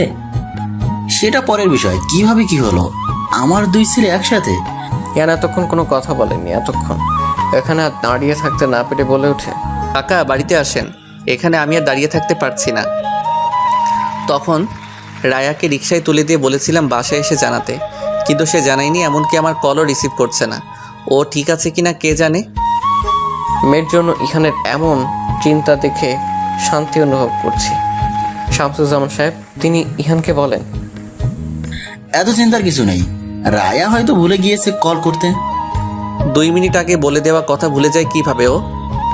এই ইহান, এটার জন্য তুই যদি আমার বোনকে রাগ দেখিয়েছিস তাহলে কিন্তু তোর অবস্থা খারাপ করে দেবো বলে দিলাম আমি। রায়ানের কথা শামসুজ্জামান এবার শব্দ করে হেসে ফেলেন। এতদিন পর নিজে দুজনকে এই অবস্থায় দেখছেন। ইহানকে শান্ত করতে করতে তিনি কি বলেন, আমি যখন নামাজে যাই তখন রায়া রিক্সা থেকে নেমেছে। রায়া আমাদের বাড়িতেই আছে। আমি ওকে ওর মায়ের কাছে রেখে এসেছি। বলেছিলাম ইহান বাড়ি ফিরলে বাসায় নিয়ে যাবে। ইহান এতক্ষণে শান্ত হয়ে এটা ভেবে যে রায়া ঠিক আছে। বাইরে তিনজনে কিছুক্ষণ কথাবার্তা হয়। স্টলে যাওয়া ঘটনাটা দুজনে জানায় শামসুজ্জামানকে। তিনিও বলে এবার তিনি সব দেখে। রায়া তার মা রাবেয়া বেগম তখন রান্না করে। রাবেয়া বেগম রুটি বানাচ্ছেন আর রায়া মায়ের সাথেই রান্নাঘরে বসে আছে। রায়া মাঝে মাঝে চুলায় বসানো গরুর মাংস নেড়ে দিচ্ছে। কিছুক্ষণ আগে রাবেয়া বেগম এশা আর ইরিনা বেগমকে বলে এসেছেন রাতে এখানে খাওয়ার কথা। রায়ার কথা শুনে রাবেয়া বেগম মনে মনে আশার আলো সঞ্চার করেছিলেন, এটা ভেবে যে আজ হয়তো সব কিছু ঠিক হয়ে যাবে। ইহান আর রায়ান হয়তো আবার সেই ছোটোবেলার মতো এক হবে। রান্না করতে করতে মা মেয়ে গল্প করছিলেন। এমন সময় তিনজনকে একসাথে দেখে রাবেয়া বেগম রাকিয়াকে ডাকতে থাকে। রায়া সামনে তাকিয়ে দেখে রায়ান আর ইহান একসাথে। রায়া কেমন এক পলকে চেয়ে থেকে বসা থেকে উঠে দাঁড়ায়। রায়ান রান্নাঘরের দিকে আসতে থাকে। ইহানও রায়ানের পিছু পিছু সেদিকেই আসছে। শামসুজ্জামান সোফায় গিয়ে বসেন। তিনি আজ শুধু সবার একত্র হওয়াটা দেখবেন। রায়ান ধীর পায়ে রায়ার সামনে গিয়ে দাঁড়ায়। রায়ার চোখ টলমল করছে। মুখোমুখি হয়েছে এতগুলো দিন সে লুকিয়ে লুকিয়ে ভাইকে দেখেছে আর কান্না করেছে। ভেবেছে কাছে থেকে দূরত্ব বাড়ানোতে দূরে থাকে তো ভালো ছিল। রায়ান কিছু বলছে না। রায়ার ওভাবে চুপ থাকতে দাঁড়িয়ে থাকতে না পেরে বলে ওঠে, ভাইয়া। রায়ান তার বোনকে এক ঝটকায় নিজের বুকে নিয়ে নেয়। রান্না ফুপিয়ে ফুপিয়ে কান্না করতে করতে থাকে। রায়ান নিজেও কান্না করছে। রাবেয়া বেগম আর ইহানের চোখ টলমল করছে, কিন্তু শামসুজ্জামানের মুখে হাসি লেগে আছে। ছেলে মেয়ে দুজনকে এক হতে দেখে যেন আকাশের চাঁদ হাতে পেয়েছেন শামসুজ্জামান সাহেব। রায়া ভাইয়ের বুক থেকে নিজেকে ছাড়িয়ে নিয়ে নাক টানতে টানতে বলে, এতদিনে আমার কাছে আসার কথা মনে পড়লো? 2 হাত দিয়ে মুখটা মুছে নিয়ে বলে উঠে, আমি তো দূরের মানুষ। দূরের মানুষ দূরে থাকবে না তো কোথায় থাকবে? তুমি দূরের মানুষ? কাছের মানুষ হয়ে উঠতে পেরেছি কি? ভাইয়া হও তুমি আমার। 2 ভাই বোনের মান অভিমান চলতে থাকে। রান্না রায়া হঠাৎ খেয়াল করে রায়ানের নাকের পাশে কেটে গেছে। ড্রয়িং রুমে রাখা ফার্স্ট এড বক্স নিয়ে এসে রায়ানকে চেয়ারে বসিয়ে দিয়ে কথা শোনাতে থাকে। রায়ান ইহানের দিকে তাকিয়ে মিটিমিটি হাসছে। মেয়েরা খুবই তার ব্যক্তিগত মানুষদের প্রতি এরকম যত্নশীল হয়। রায়া শাসনের রায়ান হাসতে হাসতে ইহানকে উদ্দেশ্য করে বলে, ইহান, তোর মনে হচ্ছে না রায়া ছোট হয়ে আমাকে একটু বেশি শাসন করছে? ইহান সিরিয়াস হওয়ার অভিনয় করে বলে ওঠে, একদম ঠিক করছে। আমার রায়া ভুল কিছু করতেই পারে না, ও যা করবে সেটাই ঠিক। বউয়ের পক্ষ নিয়ে কথা বলা শিখে গেছিস? বাহ। সূর্যের মধ্যে এশা এবং ইরিনা বেগম বাসায় প্রবেশ করে। রায়া আর রায়ানের এমন হাসি খুশি মুহূর্ত দেখে দুজন বেশ অবাক হয়। দাঁড়িয়ে দাঁড়িয়ে দুই ভাই বোনের কীর্তি দেখছি। বিষয়টা কেমন যেন আশ্চর্যজনক লাগছে তাদের কাছে। ইরিনা বেগমকে দেখতে পেয়েই রায়ান বলে ওঠে, বড় মা, আপনার ছেলে কিন্তু সব বিষয়ে বউকে সাপোর্ট করা শিখে গেছে। রায়ানের মুখে বড়মা ডাক শুনে ইরিনা বেগম হেসে দুজনের দিকে এগিয়ে গিয়ে বলেন, আমিও তো আমার ছেলের বউয়ের সাপোর্টে আছি। কি গো রাবেয়া, তুমি নেই? হ্যাঁ হ্যাঁ, আমিও রায়ার দলে। সবার কথা শুনে রায়া হেসে ফেলে। আজ তার ঈদের মতো আনন্দ লাগছে।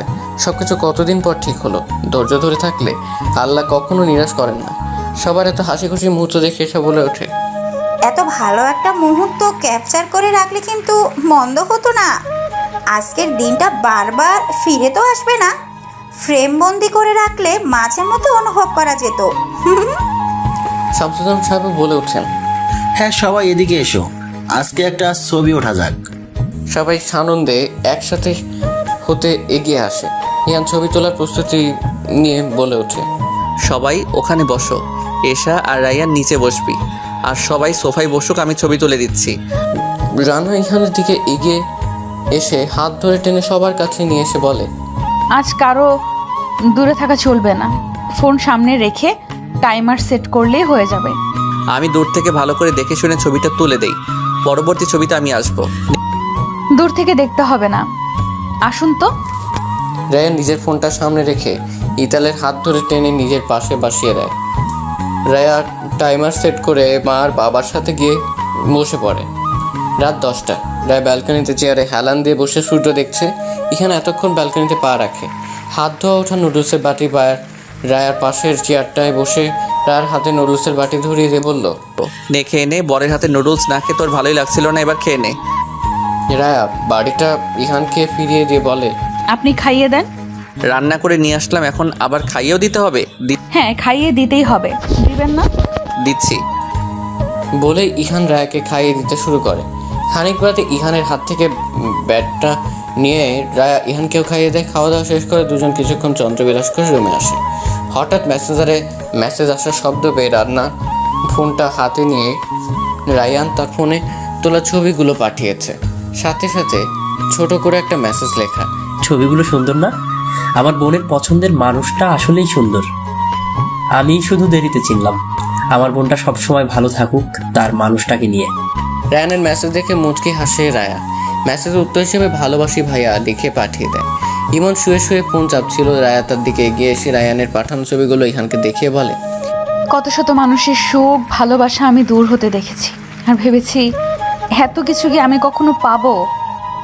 অতপর আজ আমি পৃথিবীতে সবচেয়ে বেশি ভাগ্যবতী। আমার ভাগ্যকে আমারই কেমন হিংসে হচ্ছে। এত ভাগ্যবতী আমি। ইহান মুচকি এসে রায়াকে বুকে জড়িয়ে নেয়। পরম যত্ন আর ভালোবাসা ইহানের বুকে মাথা রাখে রায়া। এই যেন এক প্রকার স্বর্গসুখ।